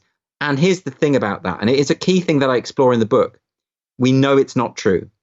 The research is in on this. There have been 6 decades of research into media effects theory. The direct model of media effects theory has been completely debunked. And any kind of influences are dependent on all sorts of factors. I think this is something that really needs to, if you're going to claim that there is a direct causal link between mass media consumption and public behavior, you also have to explain why 6 decades of research tells us that that is not the case. You have to. You have to take on board that data and you have to debunk it. But no one's doing that. They're just saying, well, this does happen. Someone watches a TV program and they'll go out and kill someone. Or they'll take an example where someone has killed someone and it's maybe got elements of something from a film they watched. That isn't proof of causality. That's proof that that person has the capacity to watch films. That's right. All that does. You have to prove, this. If you're going to make this faith-based claim that people are these malleable creatures that just act mechanically on cue from what they see on the TV, you have to prove it. You can't just assert it. And if you do just assert it, we're not going to take you seriously. Like Sagan says, it's extraordinary claims. They need extraordinary evidence, or at least a scrap of evidence. So I think this is one of the big issues that we have to face when it comes to this thing, and it goes to the heart of everything, because it's also why you get this mantra of words are violence. The idea really at the bedrock of that is that words lead to violence. In this country, we have a thing in our country called non-crime hate incidents. The police will report non-crime, and their justification for reporting and recording non-crime, and by the way, that goes on your criminal record, that will show up if you have a disclosure check for going for a job or that kind of thing. So it can damage your career prospects. The idea is that if someone engages in non-criminal hate activity, that can lead to violence if it goes unchecked. But again, that's not rooted in reality. That's a faith-based proposition that has simply been accepted and now implemented in policy. It's actually in the College of Policing guidelines. This is very, very serious. You don't have that in America. You don't have. So no one's going to investigate you. You're not going to get a policeman knocking at your door because you've retweeted an offensive poem, which is what happened to Harry Miller in this country. He retweeted he didn't write a poem. He retweeted an offensive poem, and the police said they had to investigate him for non-crime. Because what would happen in America, you would say, is why are the police getting involved with non-crime? This is ludicrous. You've got a First Amendment. But we don't have that. And we have these things are routinely recorded, by the way. The police in this country spend an awful lot of time worrying about what people think because they have bought into this idea that words lead to violence, or that words are violence. Words are not violence. Words can be hurtful, and that is something that needs to be acknowledged. Nobody is saying, with the old adage, sticks and stones may break my bones, but words will never hurt me. That's not true. Like, we know that words can hurt because we get upset when we're insulted or slighted in some way or misrepresented. You would be kind of sociopathic if you didn't get upset by those things. But that is not to say that words are violence. The distinction's an important one. I've quoted in the book that study, the academic who made the claim that, well, actually sustained verbal abuse can lead to mental illness and that kind of thing, which can have physical effect.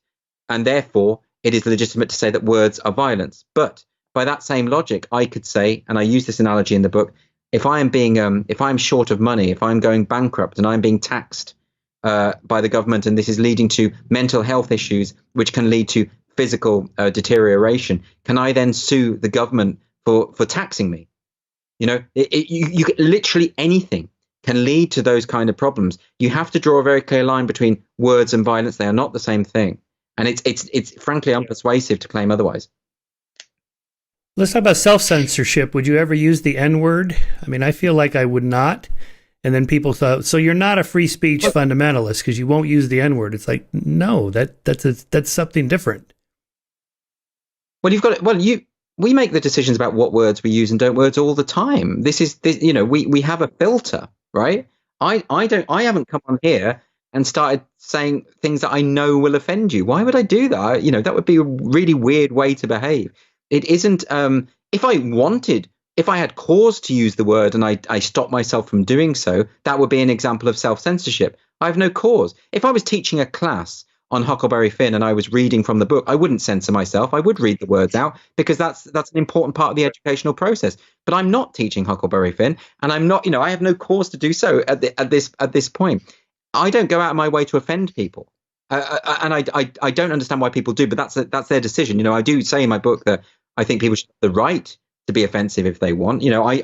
If someone's abusive and offensive to me online, I'll just block them and move on with my life. But I'm not going to call the police on them. I'm not saying they don't have the right to be abusive to me. They do have that right. But that's not to say that I approve of the behavior, and that's a different thing. So the idea that just because words have baggage, and words do have the capacity to hurt. And if a word has a loaded history to it that is bound to cause hurt and upset, then why would I go out of my way to do it? But on the other hand, I don't believe in this idea of attacking people who've used the word in context, either when they're quoting. Wasn't there an academic in America who got fired for quoting a James Baldwin novel which used the word? Because, there's no racist intent to that, right? Then we go back to this idea of intent, right? It really matters. That's not a racist act. The word in of itself is not racist. It is what the intention behind the word is that makes it racist or not. And we all know the difference. That's the other thing. We all know. Like, I don't believe anyone thinks that academic was being racist. I think we all know when someone is using a racial epithet in order to abuse someone racially. We know the distinction between that and someone who is quoting a book. And so I think that, again, I think that's a kind of red herring. There are all sorts of expletives I could be using today during this conversation. I'm not going to do it because I'm aware you've got a YouTube channel. You don't want to get demonetized. There's all sorts of reasons why I make the choice. But at no point do I feel like I am self-censoring. At no point do I feel like, oh, I wish I would have said that, but I chose not to because that hasn't happened. And I believe in civility. I believe in decorum. I think we need to, that should be something we should be teaching our young, to be polite to people, because that's how you get somewhere. To be a free speech defender doesn't mean that you want to go charging out into society like a juggernaut and throwing epithets and insults at absolutely everyone, and to go back to the good old days when we can call gay people faggots or whatever. That's not what people are arguing for. No one's saying that. This is the other thing. Like, this is just not an argument that anyone serious is making. And it's a misrepresentation of the free speech defense to pretend that that's what people want. I really mistrust it. And I don't trust anyone who says, oh, you're only defending free speech because you want to be able to insult minority groups. That's not true. How dare you assume it? And also, by the way, it's a pretty low trick, because what you're really doing is you don't want to engage in the arguments. That's what it is. I like this line from your book. Nobody has ever been persuaded out of a deeply held conviction by force. Yeah, I mean, I think that's self-evident. What people learn to do is they learn to self-censor. They learn to keep their opinions to themselves. You end up with this thing called preference falsification, which I mentioned in the book, which is this idea that you effectively end up saying the opinion that you know will be popular, as opposed to the thing that you really think. It's what children do, actually.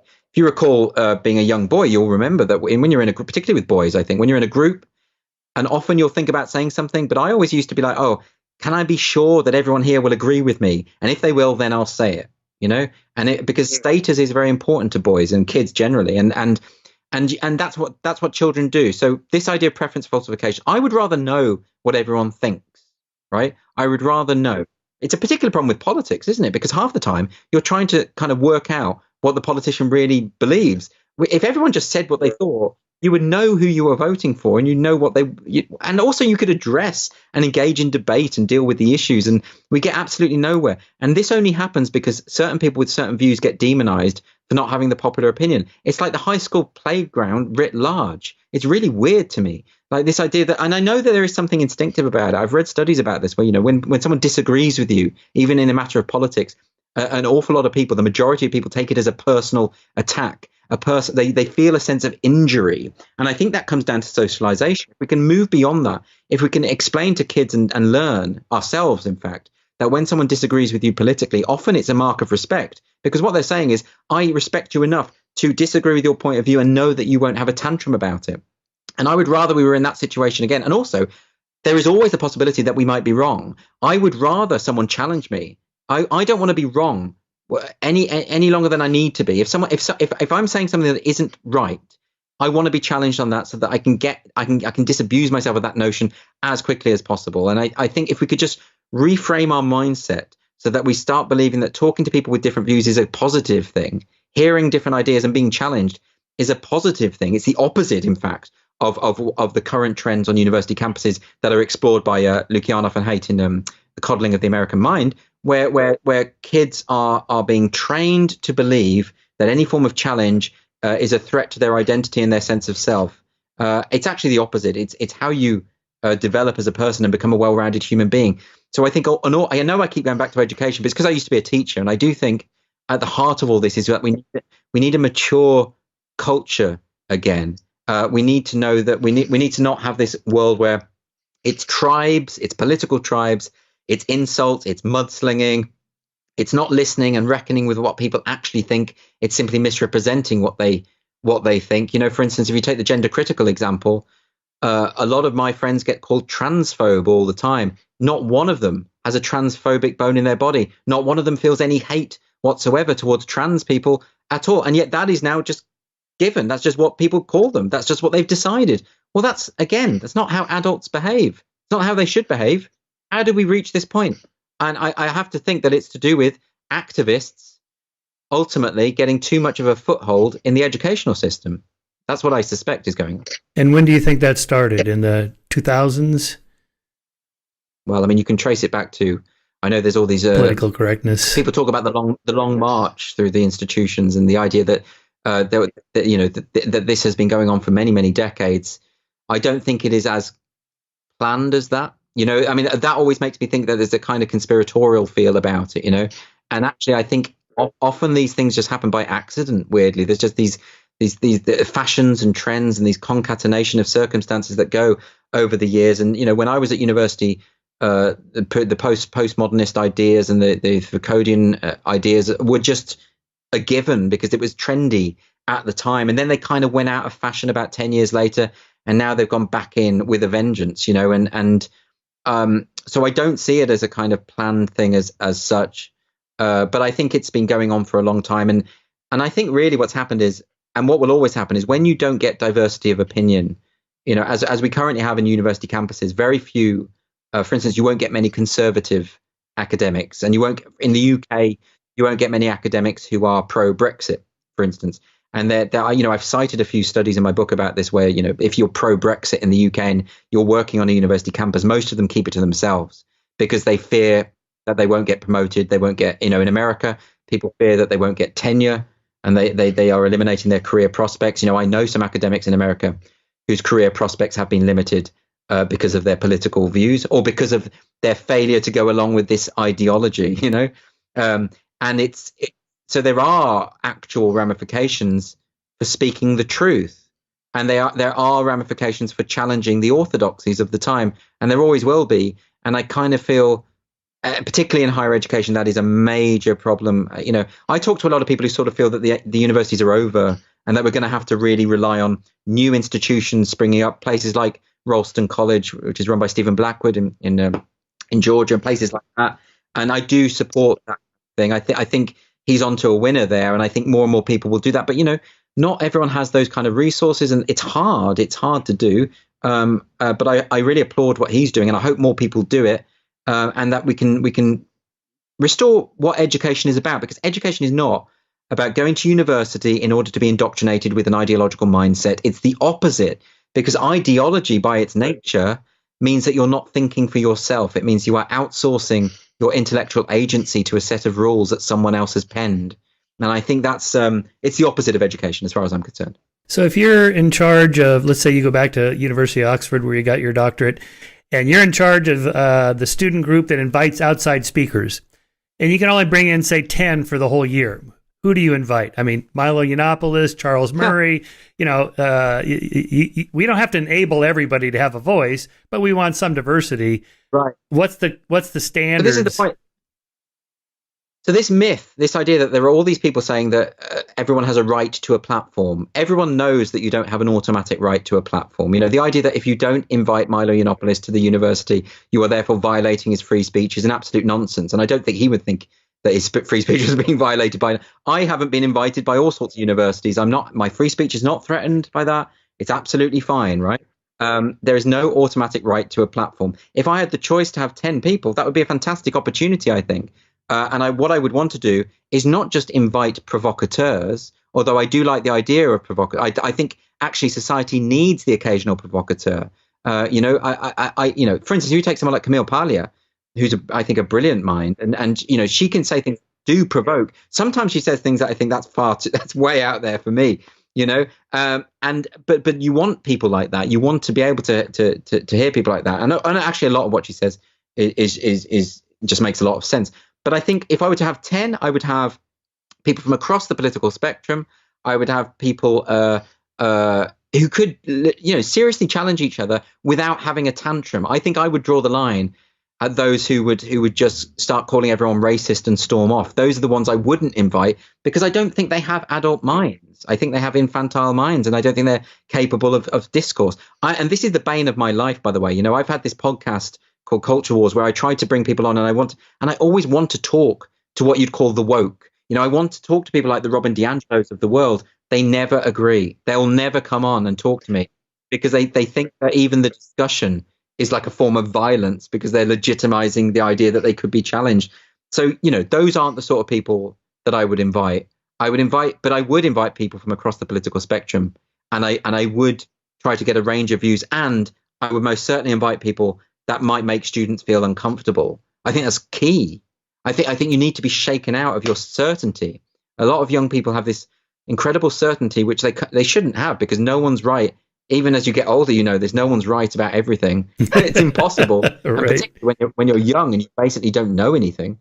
It's just such a shame, I suppose, that period in your life coincides with your sense, your most arrogant phase. But of course, Remember when you get out of that just by reading. Milo was on his American tour, and there was a big buildup to his appearance at UC Berkeley, home of the free speech movement, Mario Savio, who you quoted in your book. And the buildup to it was, all these students were marching and protesting, and we can't let them speak. And, as a professional public speaker for 25 years, I can tell you the only thing worse than protesters is an empty auditorium where no one cares that you're there to speak, right? So it's like, just don't go. Milo would be crushed if he had an empty hall. It is so simple. It is so simple. If Milo's recently written an article saying that he's ex-gay and he talks about the evils of sodomy and all the rest of it. Well, if you're upset by that or offended by that, don't go. End of problem. That's it. It's so easy. And, this paternalistic idea that you're going to stand there and say, well, I want to protect all the gay people on campus because gay people are so weak that they can't hear something that will upset them or offend them. How dare you? How patronizing and homophobic are you, frankly, to try and speak on behalf of those people like they're your pets? They're not your pets. Fuck off, Frank. Oh, sorry, I don't mean to swear. But, it really annoys that's me. Good, go. It really annoys me. Don't tell me that I can't hear someone say that being gay is evil. And don't tell me I'm going to collapse in a quivering heap because someone said something that I don't like. It's absolutely, it's really, really... you know what? It buys into this idea. It really, at the heart of it, is buying into that idea that I said earlier. The idea that words are like a kind of virus and ideas are like a virus. That if they escape from the laboratory, if you give them air, then people will catch them almost by osmosis. They'll become infected with these ideas. You let Milo speak on campus, people hear it, and suddenly everyone on campus is railing against the evils of sodomy. Are you kidding me? Right? People have agency and they're able to challenge his view, and that's not how ideas work. It's like it's a really anti-intellectual, counter-enlightenment view of the world, which we've just got to somehow get over. And I think part of the problem is it's all happened so quickly. Even 10, 15 years ago, we didn't have this extent of this kind of problem. And the problem is that we haven't been reasoned into this worldview. This is, like I say, a faith. It's like a fundamentalist religion, and therefore unpicking it is going to be a real challenge because you can't reason people out of it because they're impervious to reason.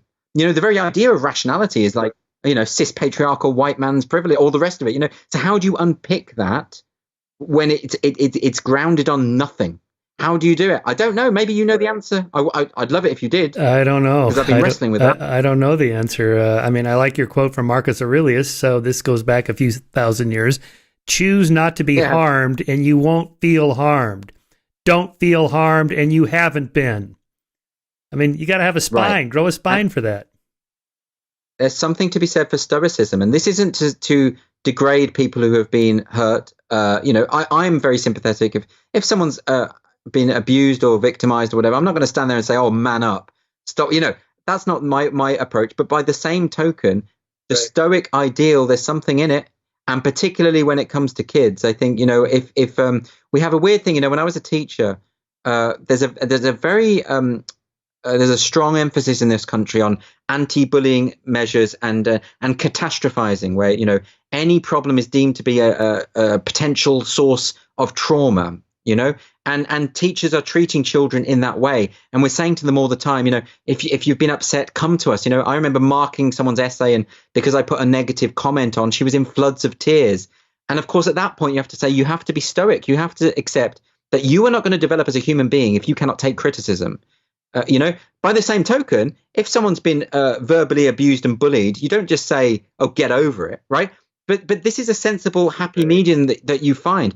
And inevitably at the school that I was teaching at, we were always complaining in the staff meetings about a lack of resilience amongst the pupils. It was a real problem because you're not doing them any good. You're not doing them any favors, because these kids go out into society and someone says a mean thing about them and they collapse and fall apart, right? So it's actually the responsibility of educators to instill Stoic values.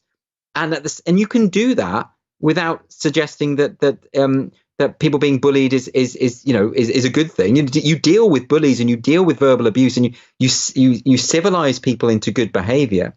And at the same time, you encourage resilience. It's a major problem in schools. I don't know how it is in America, but over here we have a real issue with resilience here. Oh no, I think that's definitely the case, as you mentioned. Haidt and Lukianov's book, "Coddling of the American Mind." The American mind. Yeah, we definitely have a problem with that.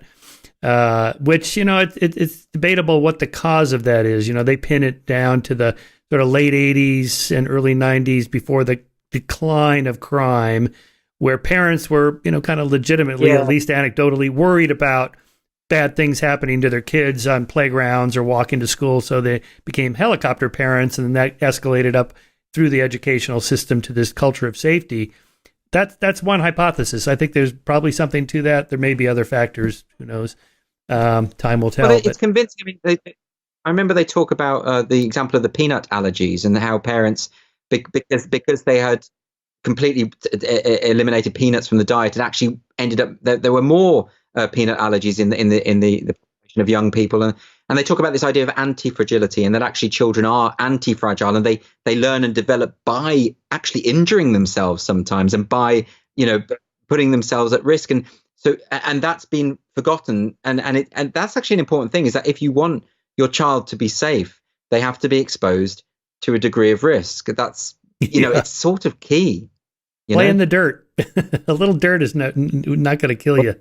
You won't have an immune system otherwise. That's right. Yeah. That's right. Throw your kids in the dirt. It's important. So in terms of solutions, I mean, you offer some. As you said, no one really knows for sure, but I think pushing back, like we are, all of us, in different ways. I like your approach through Titania's humor, and there is a history, in the kind of history of moral progress of humorous comedians, people like Charlie Chaplin making fun of the dictators.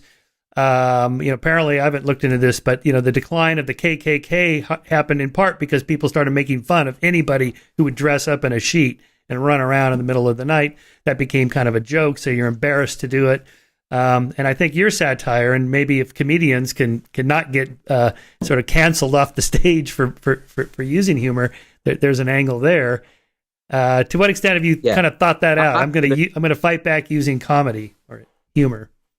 Absolutely. I think the best thing that you can do, the best thing that you can do against all of these things is to make fun of, is to point and laugh. The best thing that when it comes to Hitler and the Nazis, the fact that when you think of Nazis goose stepping now, you think of Mel Brooks and the producers, and you think of Charlie Chaplin, the great dictator. Right. You think of the silliness, right? You think of the stupidity.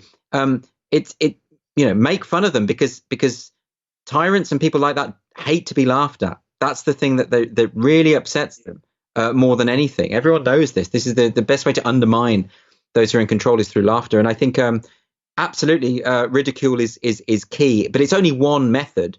It's just a method that I instinctively am drawn towards because I've always been a stand-up comedian, and with Titania I wanted to satirize it, and the sheer level of venom and vitriol and anger, people really hate me for doing this, and that kind of shows me that I'm doing something right, because if it wasn't the case that they could detect in Titania something about themselves, they wouldn't get so angry. I think they get angry because they know I'm right. I think they know that some of their behavior is absurd. I think they know it. You're calling them out on it. You're saying the emperor has no clothes. That somebody has to stand up and do that. I remember that but scene. Like you say, the problem is a lot of comedians won't do it because they fear that they're not going to get on Netflix, they're not going to get on the BBC, they're not going to get commissioned if they attack, because Netflix, the BBC, all of those things are systemically woke. They are. They're completely. But what I would say to people is always, we live in the digital age. You can generate an audience without those mainstream outlets, and you can generate a pretty big audience as well. And I think the more people, and more I'm getting it now. So when I started doing Titania, and I was also doing another character that was often mocked, the woke side of this debate, and I was getting a lot of flack from comedians. Now I became a kind of pariah figure on the comedy scene in the UK. Comedians really hate me for this. A lot of them. I lost a lot of friends as a result of it. But more and more, I'm getting messages, usually private messages from comedians saying, "Oh, just to say I really like what you do, and I can't say it out loud or in public, but keep doing it." And then I'm noticing more and more comedians openly making fun of this stuff as well. And it eventually it will happen. There'll be a kind of tipping point where people will realize that it's safe to do it, and you won't get cancelled, and you won't get. I haven't been cancelled. I do what I do. I'm able to make a living through what I do. Sure, there are some comedy clubs that would never book me in a million years. That doesn't mean I've been cancelled. That's a price worth paying to be able to say what I think and make fun of the things I want to make fun of. Of the many explanations for the Trump phenomenon, which is probably overdetermined at this point, one of which somebody pointed out is when Obama schooled him or owned him at that White House correspondent dinner when he was making fun of the birthers. And then next, Donald's going to be tracking down whether we really went to the moon. And, he kind of went on like that. Everyone in the room was laughing, which you're supposed to do. It's a send up evening. And, Trump is just sitting there just glaring, looking like, I'm going to get this guy. There's a moment where they had the Lion King video as Obama's birth. If you remember this bit, and the thing about it is, so I've heard a lot of people say this, and of course it's speculation, and no one knows what's going on in Trump's mind. But I mean, there's something quite persuasive about this idea. Some people have said to me that was the moment he decided to be president.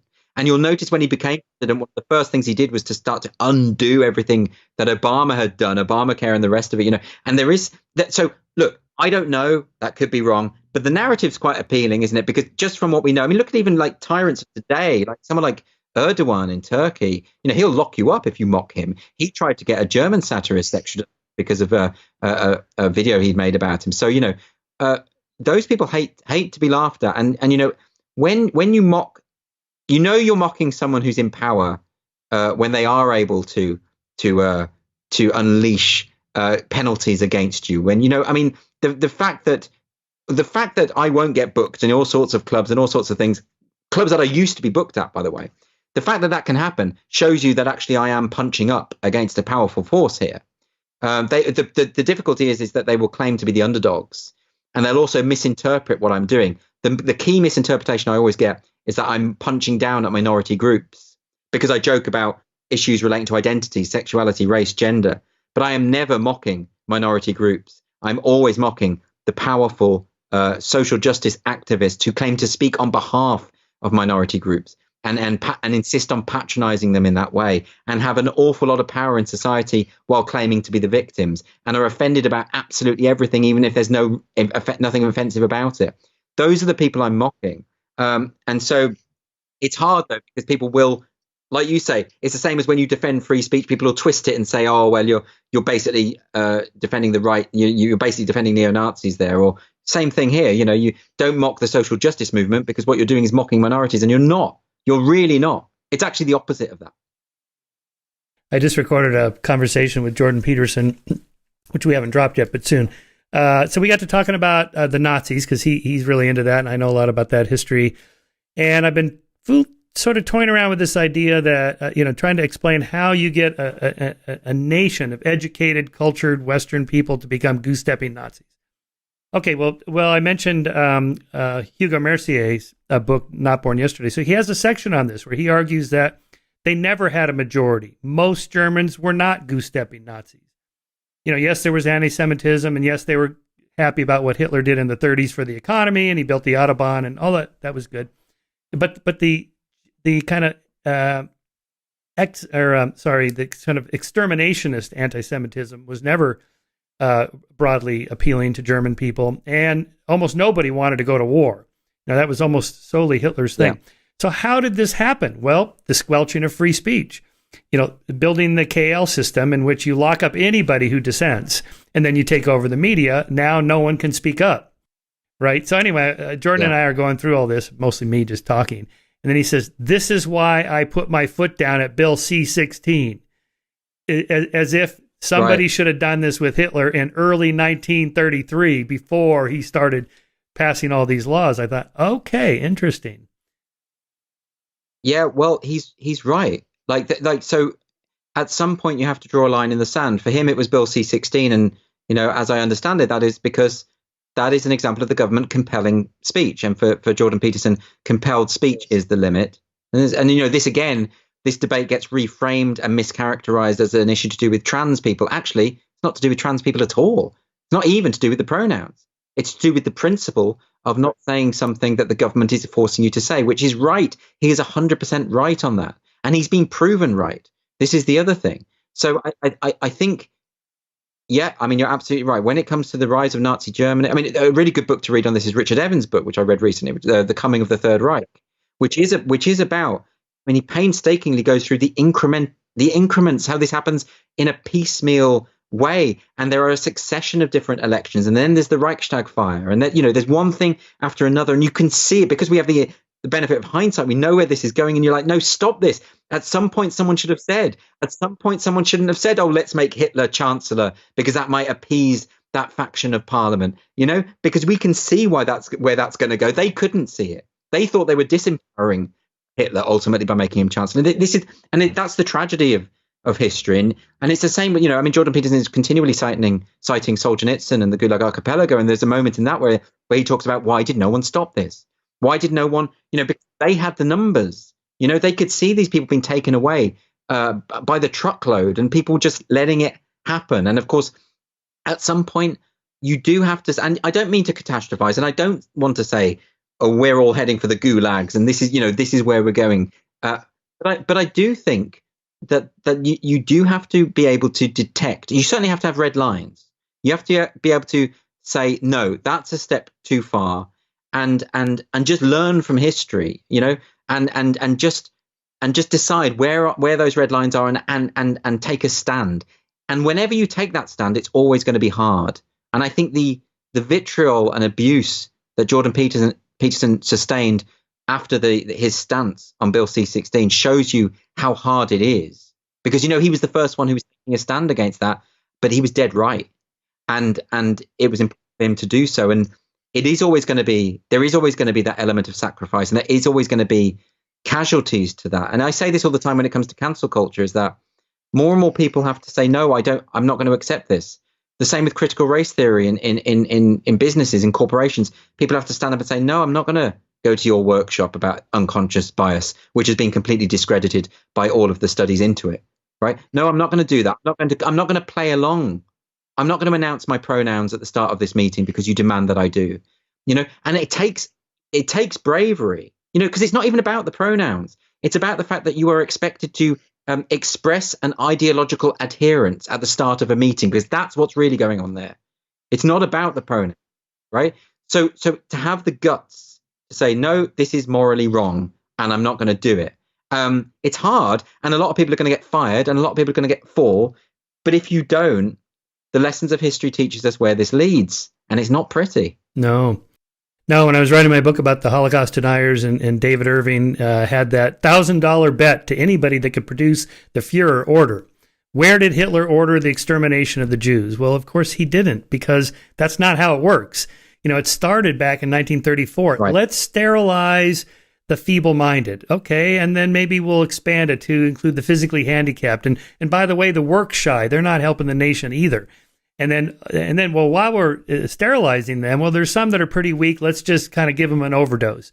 And then they got away with that. And then all of a sudden you're exterminating your own citizens, not Jews, just regular German citizens that, are not doing anything wrong other than they don't fit the Nazi ideology, such that by the time the Catholic Church spoke out, I think in 1938, and there was some press about it, Hitler's told it, there's a memo from Hitler to Himmler saying, we're not going to put this in writing. Don't ever speak of this. And then in that famous Poznan speech Himmler gives, which you can listen to online, he talks about going back to the early 1930s. Remember when we all first started? He's talking to the SS leaders under him, and how we decided this is the history we will never speak of again, but we got to buckle down and really keep going, and so on. He's talking about that, and that we never write about this. We never put it in writing. So that's the answer to David Irving's thing. But the larger point here is that it's a gradual process. You start just, and the Nazis at Nuremberg said, where'd you get this idea of sterilization? We got it from America. California sterilized something like 74,000 people in the course of a few decades. It's like, oh, right, we were doing that, the Americans. Yeah, that's right. And so now we had more laws and checks in place, and didn't have a dictator take over to cancel all that stuff. But the moment you start down that pathway, that's why you got to stop it early. Absolutely. I think it's about principle. And I think it's also about some kind of arrogance that we have that, well, we won't make the mistakes that they did, or our society couldn't possibly become totalitarian. That couldn't possibly happen here because, and I think that probably comes from being so comfortable, from living in a civilization where we've got everything we could ever want. We've got incredible healthcare. We're much more well off. Even poor people today are rich by comparison to the poor people of 100 years ago. So we have all of these amenities, and we think we've got all the answers, and we just believe that our civilization cannot break down and cannot descend. And I think it's arrogance. I think human beings don't change. We haven't changed for thousands of years. We have the same impulses. We have to guard against those same excesses of people who seize power in particular. We always have to be vigilant. And I suppose the reason I was writing the book is not to catastrophize. It's not to say we're definitely, we're in this major crisis point and everything's about to fall apart and we're going to get a dictator. I'm not saying that. I'm saying without vigilance, the first thing to go will be the principle of free speech. That will be the first thing on a very long road, which could potentially lead to totalitarianism, because the free speech skeptics at heart have a kind of authoritarian mindset about them. They certainly go along with that playbook, they certainly do.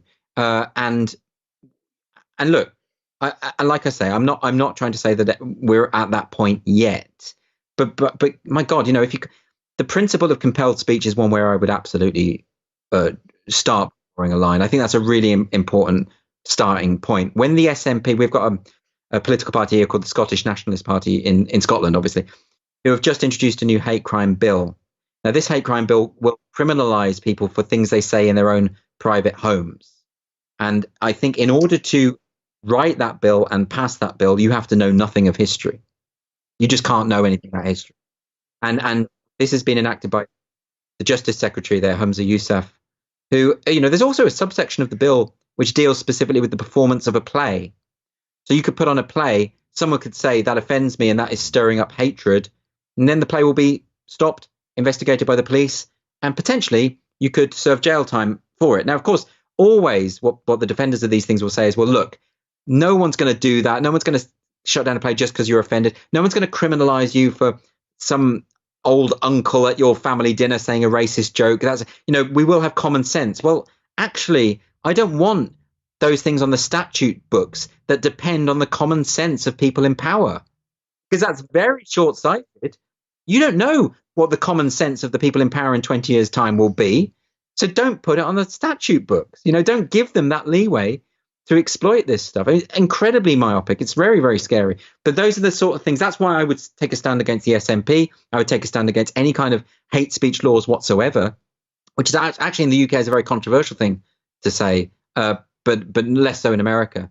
But I think it's important to say no. That the line should be that the state has absolutely no business policing what its citizens say or think. How about that? For a principle that we can all just agree on. If we can just agree on that, then we can get somewhere. But we're not even there yet.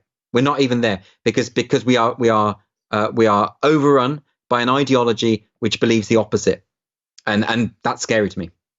What was the name of that movie about the East German Stasi where everybody was turning each other in, including family members, and then it all kind of fell apart at the end? The Lives of Others? The Lives of Others, The Lives of Others? That was such a powerful film to show you how it kind of just eats away at everybody's brain. Like, maybe I should turn, maybe they're going to turn me in, and then everybody's looking at each other. This is no healthy way to live. Well, this is another reason why cancel culture is so pernicious. And the real reason is that if you were to take anyone's past emails, text messages, things they've said, just the whole lot, you could condemn anyone. You could find a case against anyone because the way people joke with each other, talk to friends, it's devoid of all that context. All that context is out of the window, right? So, some of the way I joke with my friends, I wouldn't put it online because my friends understand the context of our relationship and they know when I'm being serious and they know when I'm not and all the rest of it. So anyone could potentially be damned. And this is why it's very dangerous when you start trawling through things people have tweeted 10 years ago to try and build a case against them. It's deeply unsettling. Yeah, like that case against Donald McNeil at the New York Times, the science writer who got essentially fired or asked to resign because he used the N-word in the context of telling interns what words not to use. But he didn't say N-word. Another good example. Yeah, another good example where the intention is clearly not racist. And I don't believe anyone who was calling for his resignation thought it was. I don't believe they thought it was. I just can't think. But that's what happens when people invest a word with that capacity and forget about intent. Context doesn't matter. This is why I don't want this stuff on the statute books. Because when we've had prosecutions in this country, you've got to remember in the UK, people have actually served jail time for jokes. That has actually happened in this country. And context never matters. When the Marcus Meekin case occurred in Scotland in this country, this was a man who made a comedy YouTube video where he taught his girlfriend's pug dog to do a Nazi salute, to raise its paw. And he did this comedic video, which offended a lot of people. Well, if you're Jewish and you have relatives who died in the Holocaust, I could understand why you would be offended by that video. But the video it was a joke. It was still a joke, whether you were offended or not. Now, he's now got a criminal record. He was prosecuted in a court of law. And when he was prosecuted, the prosecutor said openly, your intention doesn't matter. The context doesn't matter. The fact that you explain the context in the video, you explain the joke in the video, doesn't matter. We've just decided that it has the capacity to stir up hatred and therefore you can be prosecuted. It's very dangerous, that stuff. And that's already set in UK precedent law. So I wonder how a Charlie Chaplin film making fun of dictators by showing dictatorial action like that would be if that was offensive to somebody. But that's the whole point, is to make fun of it. The funny thing is that a joke about a pug behaving like a Nazi, the joke is very squarely on the Nazis there. Yes, of course. Right? So, right. There's no way that neo-Nazis are going to thank you for training your dog to do a Nazi and mock their leader. There's no way that's going to happen. In fact, the Gestapo arrested a Finnish man during the war for training his dog to do a Nazi salute and calling him Hitler. Really? The Gestapo dropped that case. So this is what's funny about what was his name? Tor something. I wish I could remember his name. Anyway, it's easy to find. So this Finnish guy, and the Gestapo dropped the case in the end because they realised how ludicrous it was. But the Scottish government didn't. Right? God. That's utterly nonsensical. Yeah.